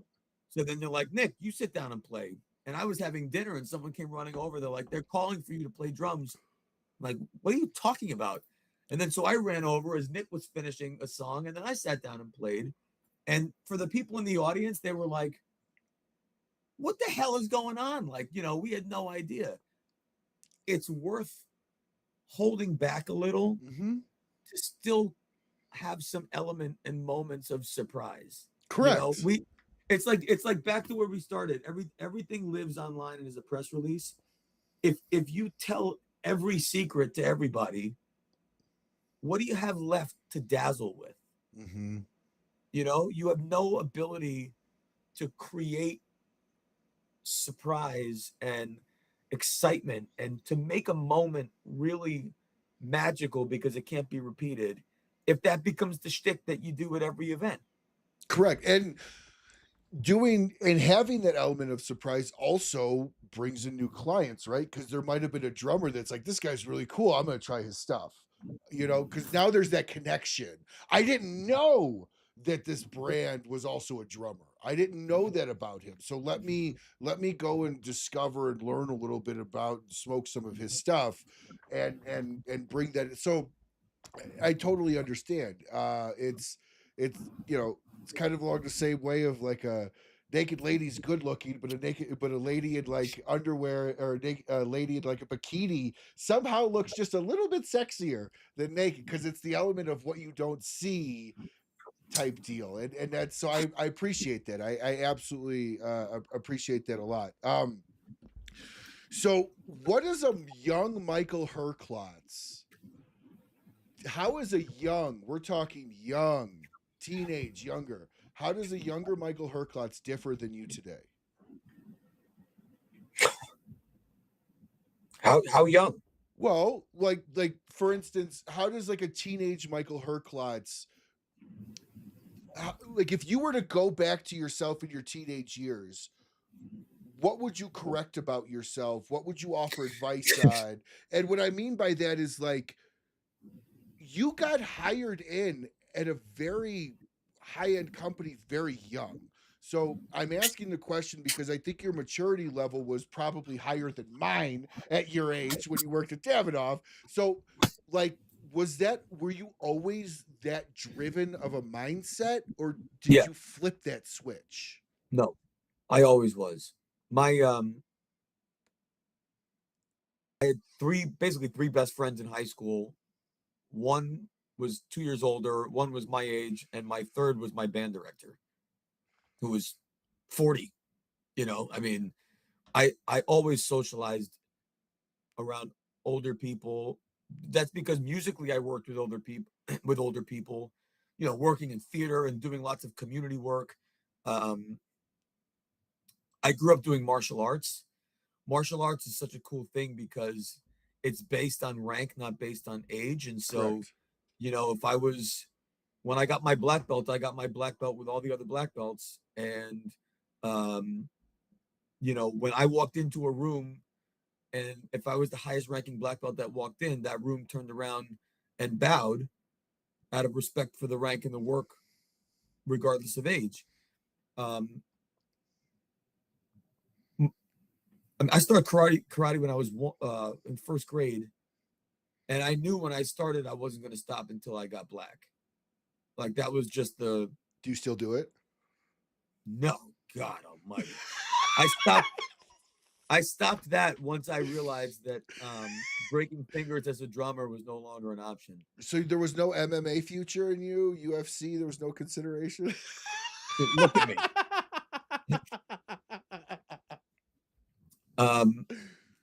But I mean, at a high level, I was just asked this in an interview. What 3 pieces of advice would I want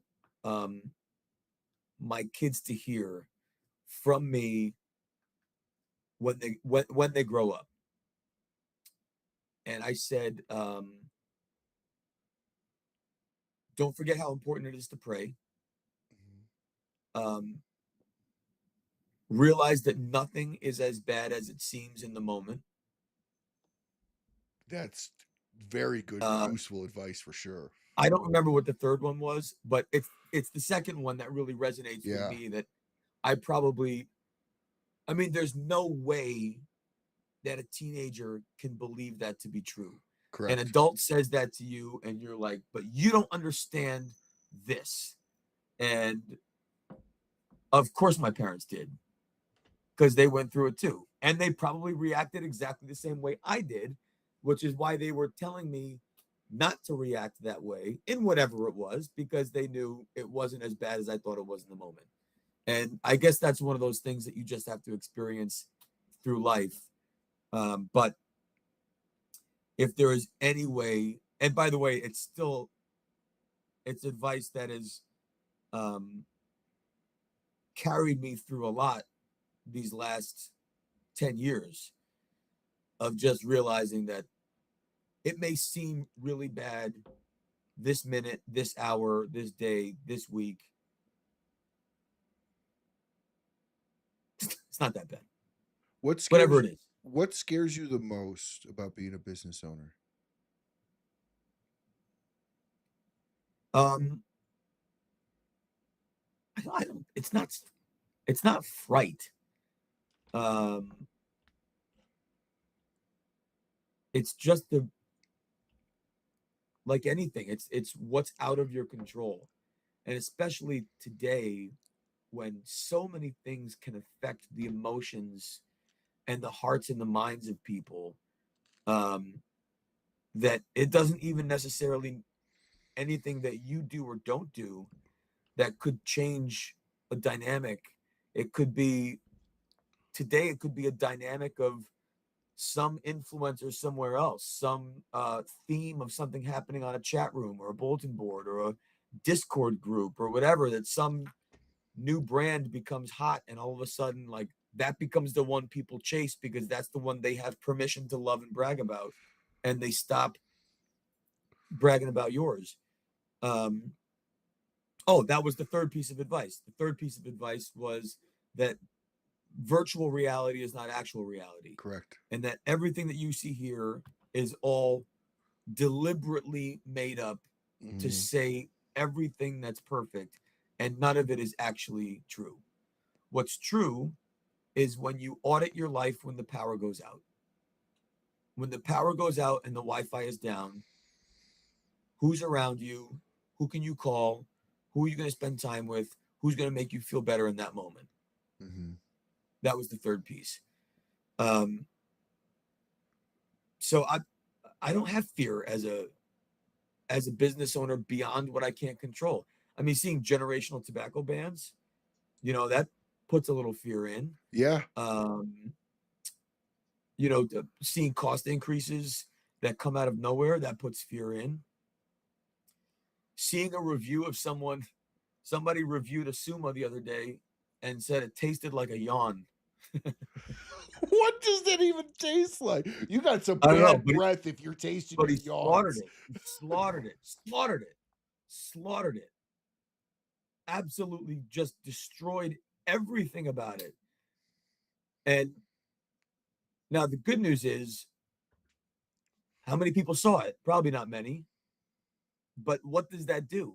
What does that person and his followers, what does that influence have to my future ability to put presents under my kid's Christmas tree. You know, I don't know him and I don't agree with his assessment, but that kind of keyboard warrior courage, which will only get worse from here, correct, is not going to be great for any brand or business. No. But then on the flip side, you also have crusaders and you have advocates that will just as fiercely defend you. Correct. But you also have the ability to go advocate for yourself. So I commented to the guy in the thread, you know, thank you for the thoughtful review. I would disagree with your assessment. And I was just wondering, you know, was there anything redeeming about it at all? And he, you know, commented back, it burned great. Construction was great. I'm like, so if you just didn't like the flavor, but everything else was 100%, then that to me sounds like a B plus, not an F. It sounds like a good cigar that just didn't hit your palate. You gave no credit for anything else. Correct. Other than the flavor that you didn't like, and that's not fair. No, and then he actually just did a follow-up video of 5 cigars he was wrong about, and Sumo was on. See, honestly, when I used to do cigar reviews, and I know I've reviewed, I think 2 Timeless, a couple Metropolitan, and a Ferio Tego. If I didn't like the cigar, I didn't post the video, and I'll be upfront. And I said this to people. I was very open about this. My role here is to tell you what I think about cigars. If I don't post the video, but you know I've smoked it, that will tell you everything you have to do. My job is not to shred a cigar when taste and profile is subjective to the person smoking it. What did you eat that day? What did you drink that day? What are you drinking right now with it? So I took it from the standpoint of I never wanted to hurt the industry. Like, acids aren't my thing. I never reviewed one. That doesn't mean I think they're awful. They're just not for my profile. I wouldn't have anything necessarily constructively good to say about them. You know, so all the things that matter. Why wreck everybody else? The wrappers are beautiful. Correct. The combustion is Correct. great. The draw is perfect. It's perfect. The tobacco is super premium.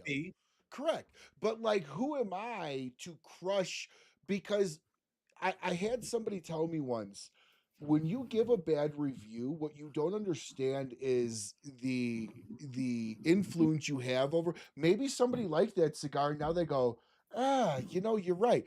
But like, for no other reason other than the fact that they like your opinion, not that they didn't like the cigar, but it changes it. So I always took the standpoint of, if I had nothing really great to say about the cigar, I'm not going to release the video, because and I'm also a big industry believer so much. Assume that the being included in favorable reviews is what we want to share. Correct. And then you can assume whatever you want from the absence of a review. Mm-hmm. You know, Mm-hmm. I mean, just either I haven't had it yet or it wasn't for me. Correct. But either way, I don't have an opinion of that particular product in this moment. Correct. These are the favorable things that I've had that I would love for you to, and encourage you to experience on your own. No, I agree. And that's where, like, I think that some reviewers out there, not naming any names, I think some reviewers out there are shock value reviewers. Of course, man. Listen, that's what builds the platform. Correct. But they don't understand that hurts the industry, because you shouldn't be ripping a cigar down. You should just say, it's not for me, but you might like it.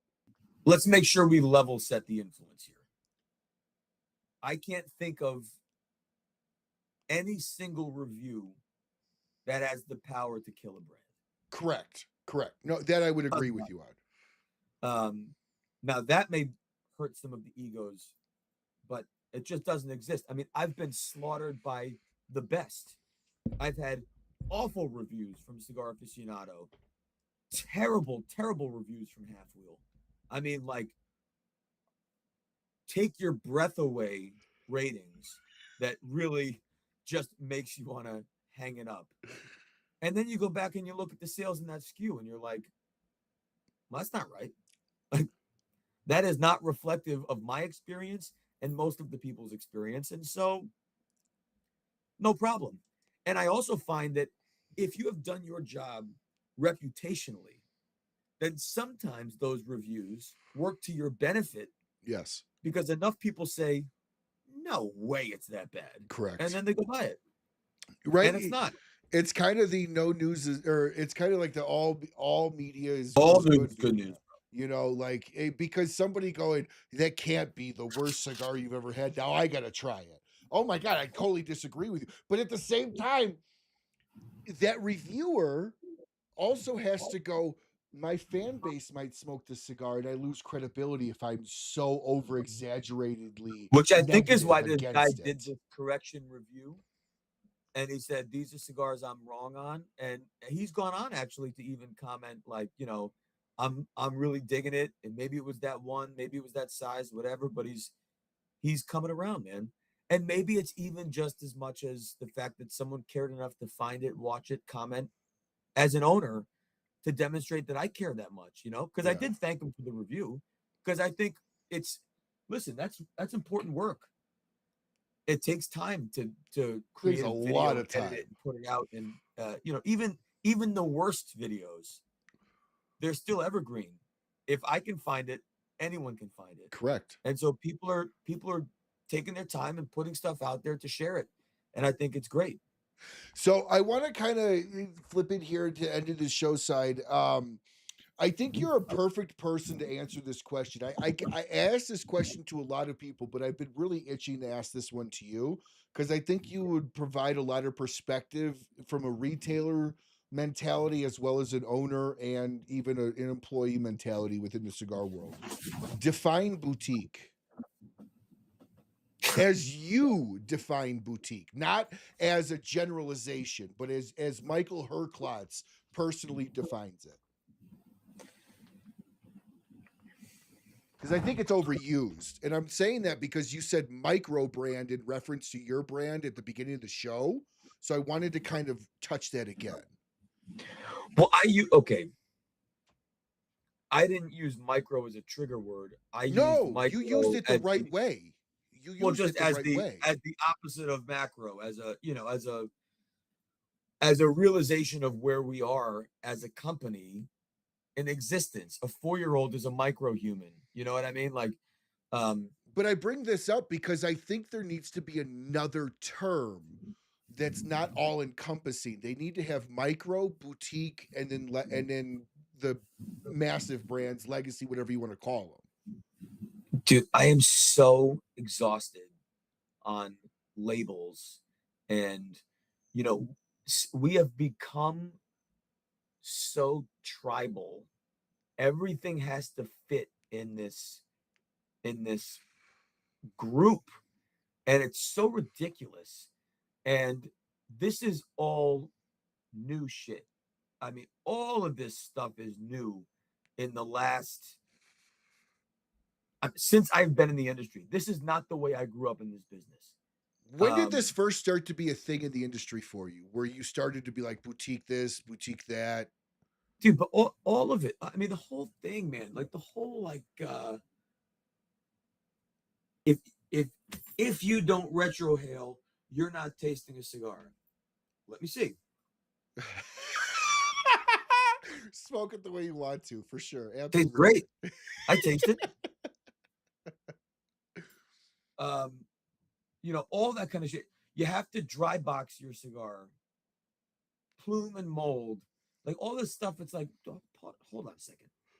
This industry has been around for millions of years. It's been around in a sophisticated, consumer-focused commercial sense for 150 maybe, right? And even if let's bring it to what really kicked it off, which was the 1990s cigar boom and the advent of cigar aficionado. So let's just put it from the 1990s to today.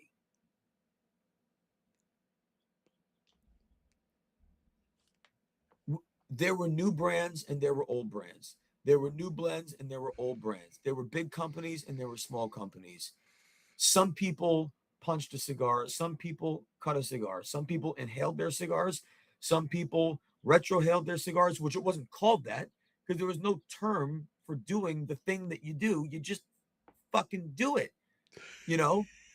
Uh, so the fact that now we have to make sure that not only do we create the groups with titles, but now there's also criteria, and then you lose your stripes, you know. So someone asked me who my favorite boutique brands were, and I will answer the same way I did before, in no particular order. Drew Estate, La Flor Dominicana, Oliva, Rocky Patel,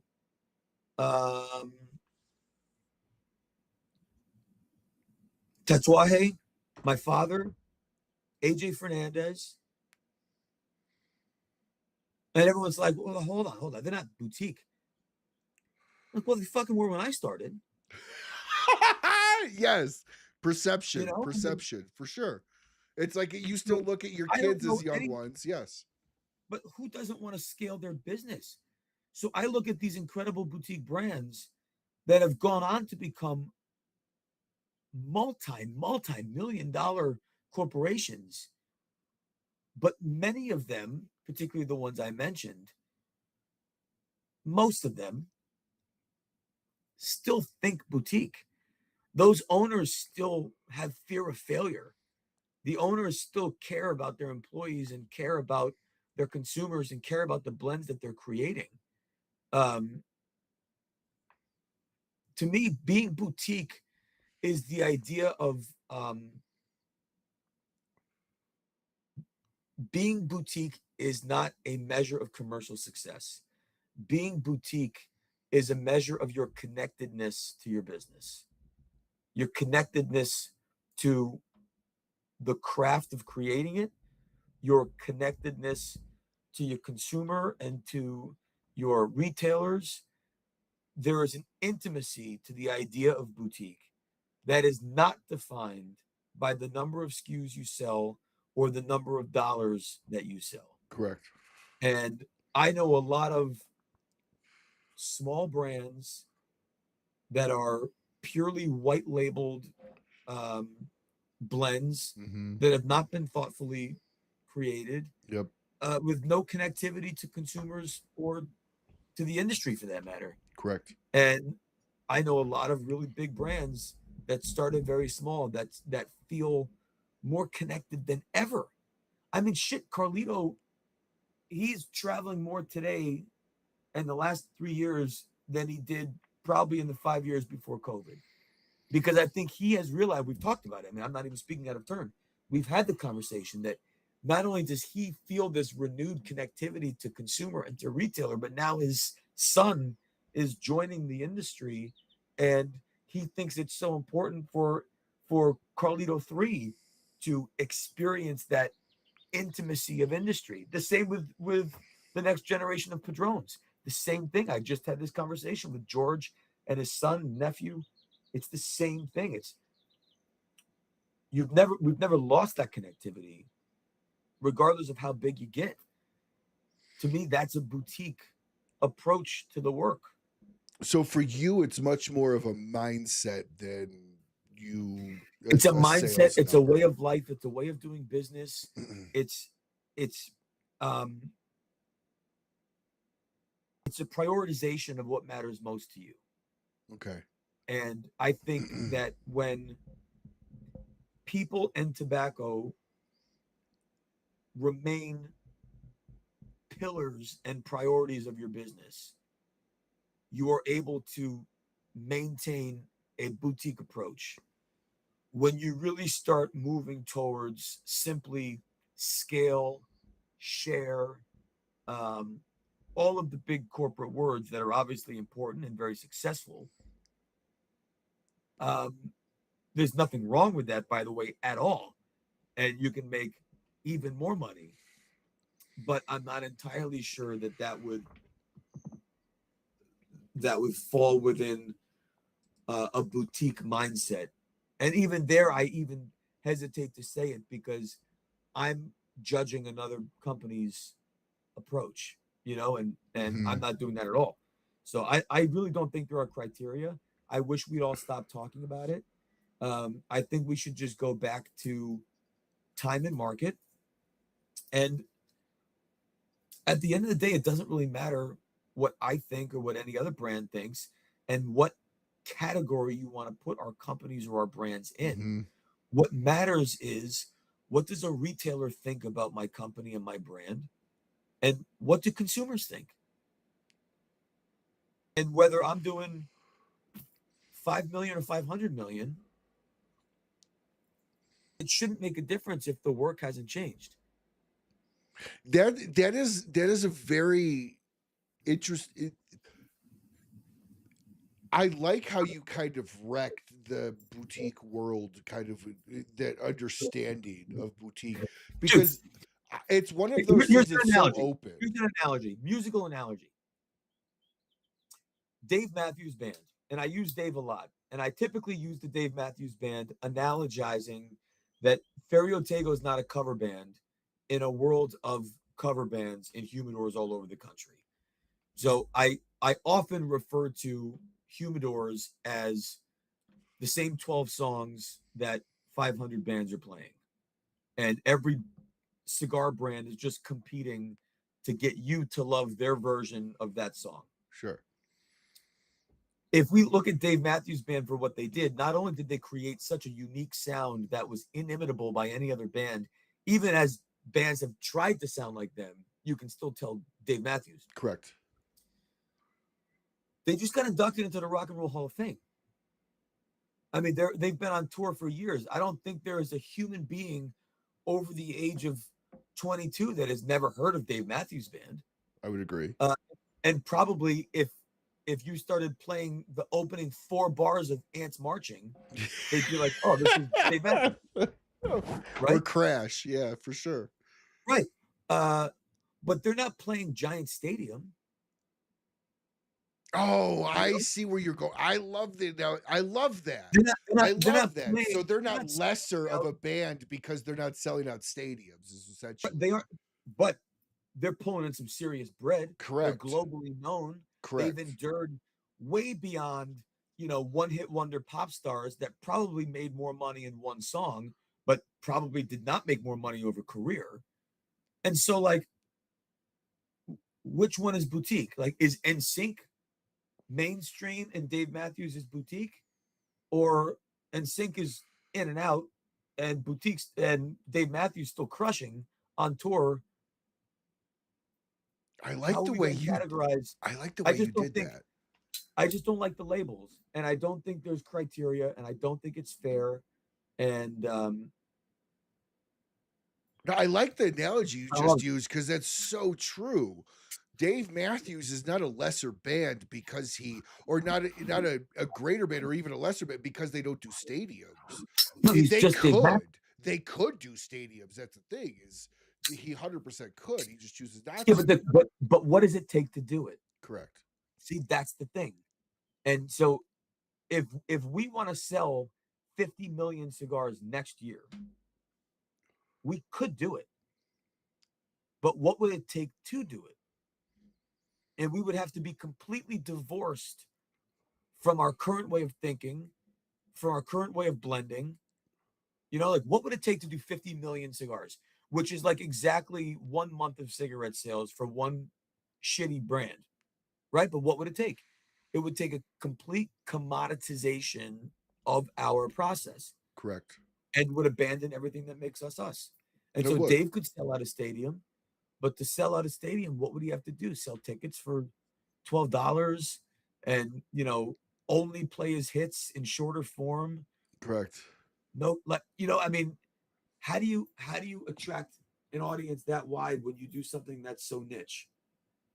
No, that's like one of the best analogies I've heard over the boutique world. Like, that's fantastic. Again, that's why I wanted to ask you the question, because I thought it would be an entertaining answer, and it was. I really appreciate that. I hope this was clean enough to clip up and we can use it later. Oh, absolutely. This might be a good hit, man. Absolutely. And so here in the closing, I've got a few lightning round questions I ask literally everybody that comes on the show. Man, we're hanging, man. So what is your favorite wrapper? Now you can give me musician or cigar wrapper. The main question cigars, but you can give me both if you want. So what's your favorite wrapper? I am so glad you qualified that because I thought you were going musical, and I don't know rappers at all. And I'm like, oh my God, who do I say? Dr. Dre, Snoop? I mean, I have no idea. I can't even think of a rapper. Great. My favorite rapper. It's so let me qualify it this way. Because again, we like to categorize things in a way that aren't genuinely accurate. I will say Habano. Okay. And the reason I'm going to say that is because it basically encompasses every wrapper possible. Criollo 98 is Habano. Corojo is Habano. Piloto is Habano. Like they're all, Habano is a very generic name for Cuban seeds. Sure. And so even though there is sometimes a distinction of Ecuador Habano versus Ecuador Corojo, well, I hate to bust your bubble, but Ecuador Corojo is Ecuador Habano. Now, Ecuador Habano could also be Criollo 98, or it could also be Corojo 99, or it could also be, so it's just broader. And so without saying Ecuador, that means that I could grow it anywhere. So I'm going to say Habano because that's a non-answer. No, that's fine. What is your favorite cut? Straight. What is your favorite size? And what is your least favorite size? Not like you hate it, but just what you smoke least of. Okay, let's start with the latter. Anything over a 60. Okay. Is absolutely between least and hate. Okay. I'm right with you. I'm right with you. We do make a 65 in Metropolitan. And we spend time to blend it right, and it smokes great. I don't love the size, but I do love it in the blend. I think it works fine. So that one's not my favorite. But when you start getting into the 70s, 80s, 90s, I understand the role it plays, and I understand people enjoy them. And so that's great. It's just absolutely not for me. Like tequila's not for me. Favorites, though, I would just put it into more generalities. I would say between a 38 and a 46 and between 4 and 6 inches. We're right there together on that for sure. My favorite Because size is I love Lancero. Petit Coronas. I don't love Petit Coronas more than a Lancero. Sure. And let me be fair. Maybe I'll just go by ring gauge. 38 to 46 is where I live. I think that's where I live too. That's. But by the way, that's not what I smoke the most of. What I smoke the most of is 6x50 because I blend in 6x50. That was going to be my next question. What do you blend in? Oh, good. What do you blend in? 6x50. Now that is, and I do preach this. That's not what I learned. I didn't learn to blend in 6x50. I learned to blend in 6x40. I think 6x46. Either 46 or 48. I got to go back and look at my notes now. I think 6x46 is where I learned how to blend. Now, that is one of my favorite sizes. 6x46 is in my opinion a perfect size. But I preach this to everybody getting into cigars. Correct me if I'm wrong on this. When you meet a blender, when you meet a brand owner that's actually also a blender, not somebody who just white labels something, right? But somebody that knows something, always ask what their blending size is. And in my opinion, that's usually the size I start with. And then I branch out to other sizes outside of it. Would you say it's a fair approach to take? Yeah. Yes, I think that's great. The way I would describe that is when I talk about the blends that we make and which one to start with, I do generally suggest the 6x50 because it's the origin blend. But the way I describe it is that is the story exactly as it happened. That has every detail of what happened from the start to the end, exactly as intended. Every other version of that story is going to be edited slightly to account for the amount of time we have to share that story. And so then it prioritizes different details depending on the size. So I believe that's a great piece of advice. Yeah, and it just it allows people for us, it would be the 6x50. And it allows people to kind of get a full understanding of what the person was going for before they branch out to other sizes. Say I only smoke Robustos. If you don't smoke the blending size, I don't feel you can compare what the Robusto tastes potentially different. No, I'm here. You here? Oh, no. I'm right here. Sorry. I had my camera off because I shut my door. I didn't realize I didn't turn it back on.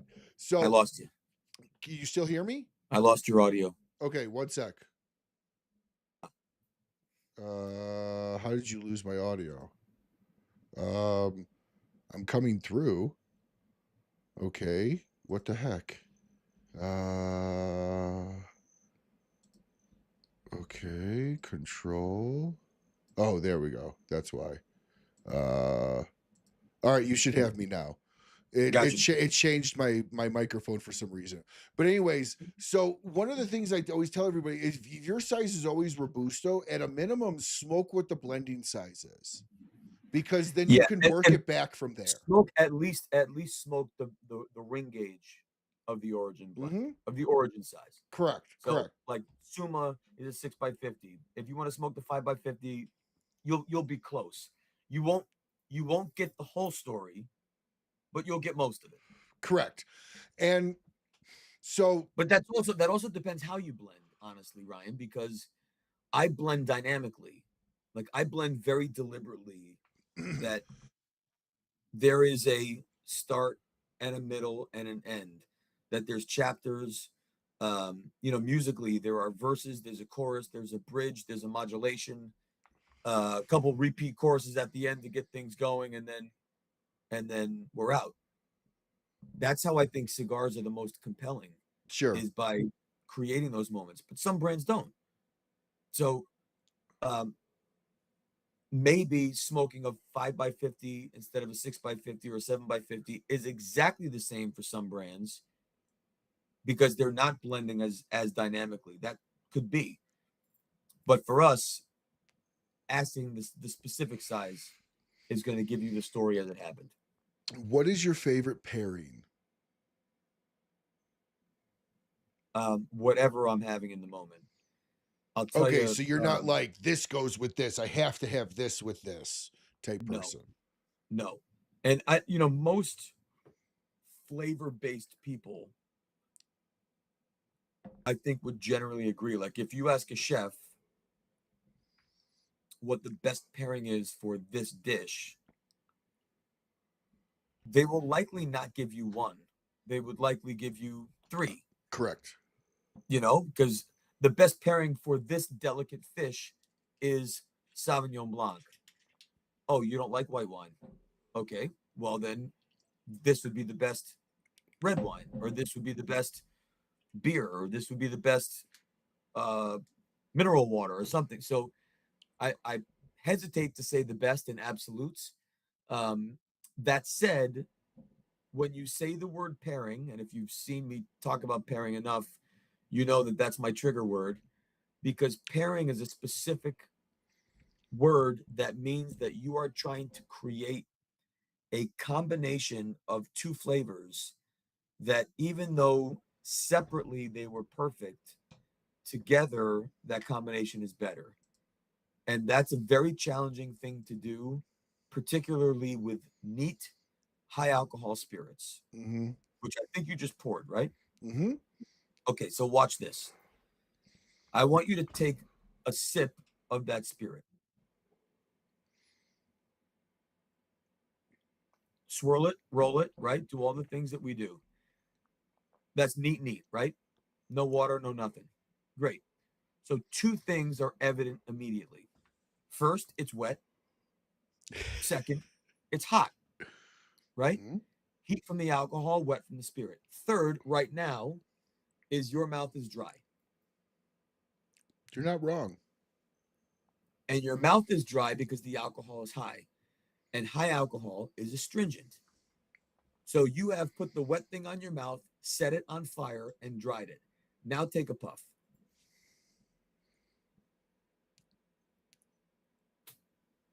And in this moment, three things occur. One, saliva restores your palate immediately. The temperature on your palate is reduced, and you taste the cigar on top of the whiskey. Yes. The fourth thing that happened in the first one is that the spirit replaced the flavor of the whiskey, Correct. the flavor of the cigar. Mm-hmm. So to make high alcohol spirit pairings work, you have to do them in that order. And we instinctively smoke and then sip. And that's the wrong order to create new balance after those two are put together. So for high alcohol spirits, sip, then puff in order to pair effectively. That makes But sense. to make that more meaningful, I believe lower alcohol or no alcohol is always a better pairing, which is way different than what makes a good Friday night. So just to be clear, what makes a good Friday night could very well be whiskey and cigars all night. But a perfect pairing, I believe, is lower alcohol and cigars. That could also mean, by the way, adding water to your whiskey, adding ice, adding something to just bring down the ferocity enough to play nicely instead of being a bully. Well, and I completely agree with you. There are a lot of cigars that don't have the body to hold up to spirit. 100%. Like I wouldn't smoke a mild like Connecticut. That timeless 10-year, the timeless 10-year has the body to stand up. Well, because that's a medium body, but my point is a mild cigar. Yeah, yes. That's my point. Like I wouldn't smoke a Connecticut with liquor, with bourbon or a whiskey. I would smoke a Connecticut with a glass of wine. A white wine probably I think would go better than a red wine. Probably a drier white wine, or maybe even on the other side, like a Riesling, a sweet white to go with a Connecticut, so it's not overpowering that. But also, not all Connecticut's are the same. 100, yeah. You can't judge or globalize it. This Elegancia has enough body and Nicaraguan filler that you could smoke that with a bourbon or a Scotch whiskey any day. And yes, and that's kind of the fun about cigars, right? Because dark doesn't mean strong. Connecticut doesn't always mean mild. And that's where the perception comes into it as well. What is a type of tobacco you've never worked with but have always wanted to? Cuba. Why? I've heard negative things about the crop rotation. It's just not as good as what it used to. Why would you say Cuban? Agreed. Well, you said never. Like in the entirety of my career, there was a time when it was great. Okay. I have. It's actually not true because I have played with Cuban, old Cuban, but I have played with it. So that's not a fair answer.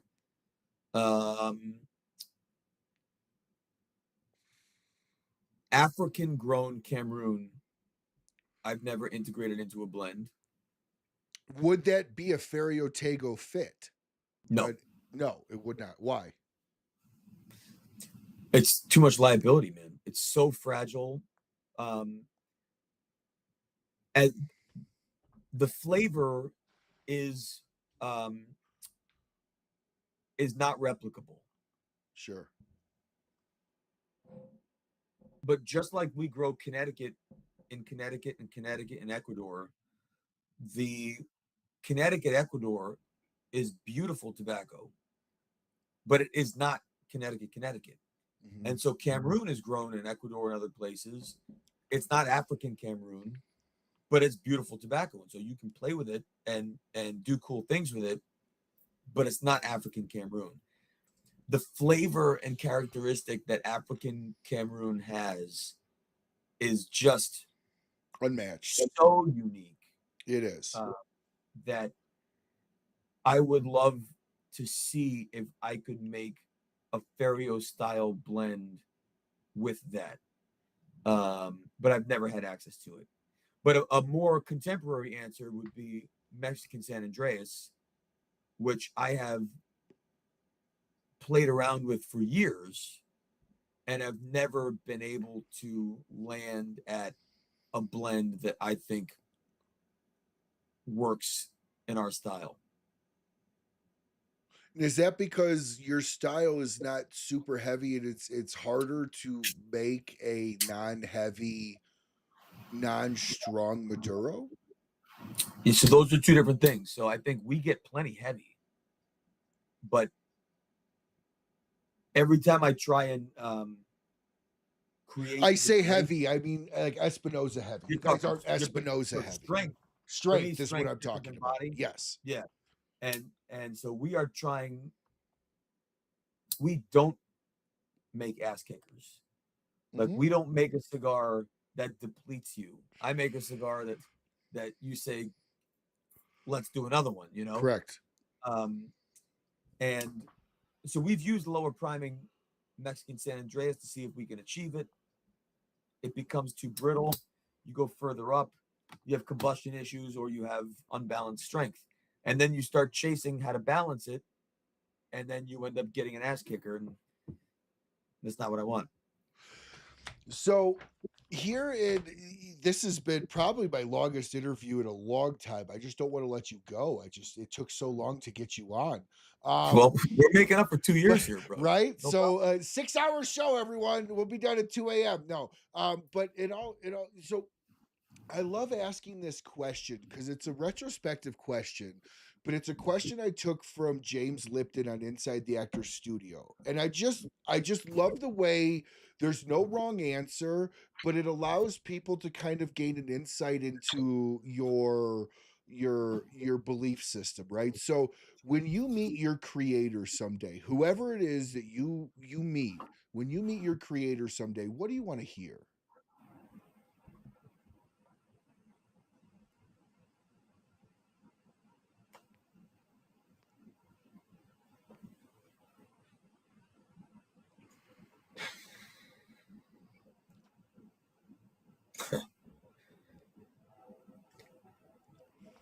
One of my best friends died too young.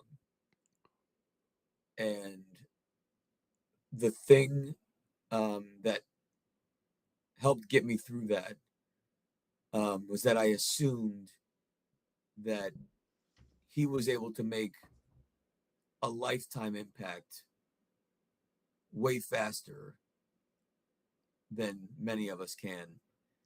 And that meant that heaven needed him more than we did. That would be nice to hear. Yeah, that's rough losing a friend, especially a very close friend, super early. That's a hard thing. You always want to know that when somebody leaves early or earlier than expected, that there was a justification for it, or somebody was calling them home. So I love that answer. I love that answer. What faith is, man. I love that answer. Like, if you're talking death, career, illness, like all the stuff that you just can't wrap your head around. I don't know how people get through it without faith. I mean, that's got to be.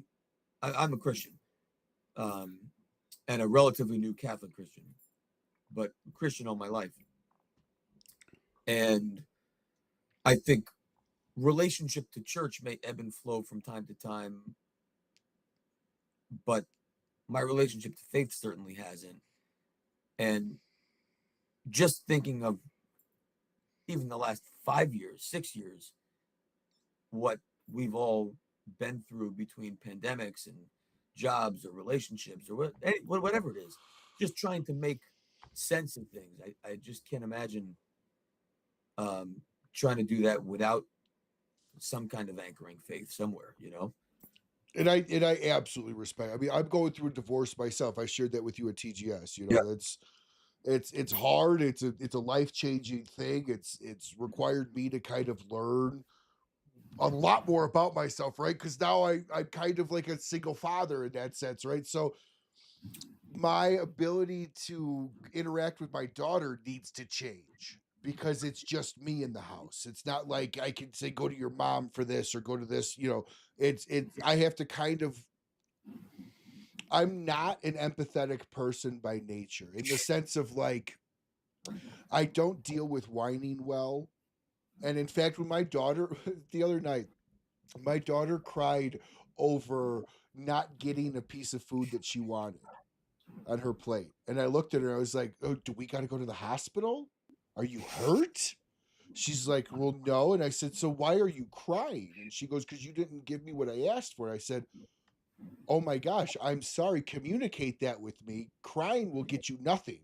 I will let you eat nothing if that's what you're going to do, you know?" So I've had to learn for myself to kind of, when I want to jump and go, "What is wrong with you?" I slow back, you know. So it's But one of the somewhere, hard but things. somewhere in there, so we can talk about in the career side and on the this idea of the what versus the why.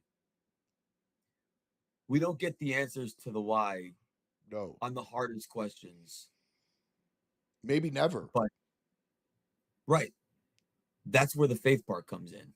Correct. You have to believe that this is happening for a reason that is beyond what we can understand. Even look at 2020, bro. 2020 and 2021 was awful. I mean, like Yeah. it was just a lot of bad happened, right? A Yeah. lot of people died. A lot of it caused a lot of disruption Yeah. to businesses, to mental health, to like all kinds of things. Like it was just awful. Um, and so I know a lot of people that struggle through it, saying, "Why is this happening? And when are we going to get back to the way it was?" And the other alternative to that is like, why is this happening and what opportunities does this afford? Like I hadn't been when March 13, 2020 happened and we all went home. I didn't get on a plane or I didn't stay a night outside of my house for 12 months until the Great Smoke. Wow. From like March 13, 2020 to February of 21, I didn't spend a night outside of my house. Or sorry, I didn't get on a plane. I didn't get on a plane. That had never happened in 15 years, 16 years. I don't know, 18, 12, no idea. Since high school. That didn't fly in a year, but what that it gave me amazing time with my kids, like absolutely amazing time that I never would have gotten and I never would have made up in a really Mhm. critical moment in their lives. And so, I never would have started a company. I like all the things that you can look at and say, man, that really sucked. There's a lot of special things that come out of really shitty moments, and faith makes that a little easier to swallow, I think. No, So it hopefully when I does. get up there, he's gonna well, that's assuming I meet that maker. I mean, God forbid it's hot and then we got a different problem. Well, last question of the night is, how do you want yourself remembered in the cigar industry? Chris, hang out for 1 second. We're going to be done here in a sec. How do you want yourself to be remembered in the industry? Um, I'll do this as fast as possible. Oh, you don't have to What do I it fast. what I loved about my career up until Ferriotego is I was always connected to retail. And that connectedness to retail gave me the profound privilege to represent the entirety of the industry. Every brand, every manufacturer, every country of origin. Uh, it was an awesome, awesome responsibility, but also an awesome opportunity to develop truly meaningful and enduring relationships through every company and every generation. It was my biggest fear in going out on my own, is that somehow I would lose that, because now I would become competition. And so I've worked kind of doubly hard to make sure that I preserve my connectedness and advocacy for industry. Um, so whether that's TGS and interviewing people, Pro Cigar, and selling all of my competitors' lots, working with TAA and helping to sell my competitors' products at TAA. I'm on the board of the PCA. I just got elected to the executive board of PCA to represent the manufacturers. I hope that from an industry perspective, and that's not blend and product perspective, from an industry perspective, I hope I'll be remembered as someone who put industry first. Well, I don't think that's going to be a problem. I mean, you are everywhere. You do so much for this industry. Just your work alone with TGS is really how I got to know you. And I think that opportunity with TGS will be on your cigar gravestone someday, as far as like that alone. You have done so much. I mean, you are pretty much the main MC, one of the main, if not the main MC. You're the interviewer on that. You do a great job there. You put in so much. I can't help but I'll anybody throw on one thinking. other, Ryan. Let me throw on one other. The other thing that I've done since I've started is I've always connected the cigar business to philanthropy. Hmm. And I mean, at this point, we've participated in so many auctions and fundraisers, and I can't imagine how many tens of millions of dollars our participation has been, whether it was when I was at Davidoff, at Nat Sherman, now at Ferrio, working with all the charities I've worked with, Pro Cigar, Emerald Lagasse Foundation, like just all of them. I hope also that there'll be some part of the legacy that remembers that we did a lot of good for a lot of people that needed help, and it was all through this. And I think you're right. Literally, Chris College just said you deserve to be placed right next to Fuente and Padron inside of shops. Like, so you have done a great job building up your brand. You've done a great job for this industry. I thank you for all the work you've done in this industry. You've educated me a lot. I've watched a lot of your interviews, and that's why I fought for years for a long time to get you on, because We made it you're happen, bro. right, but you're one of the you're somebody in the industry that is brutally honest, but yet super elegant in your approach to how you explain things, and I appreciate that. You're I not just you're want this not industry to be mean. better, man. And I want new guys to come in, and I want the old guys to stay. You know, I got very fortunate to come in as young as I did, and Yeah. I got very fortunate that at that time the elders were still generous with their time and their knowledge. And I've moved from being the youngest guy in the business to now being the youngest old guy in the business, and even that's starting to creep up. But I want to make sure that there's still a path. Like my path was easier because somebody worked harder to pave that road a little smoother. And so as people continue to follow, we have to remember as an industry to recognize the help that we got Uh-huh. and the smoother road that we had, and that rather than just cruising on that road and looking out the windshield, looking in the rear view, wishing them well, man, sometimes you got to pull over and help somebody, you know?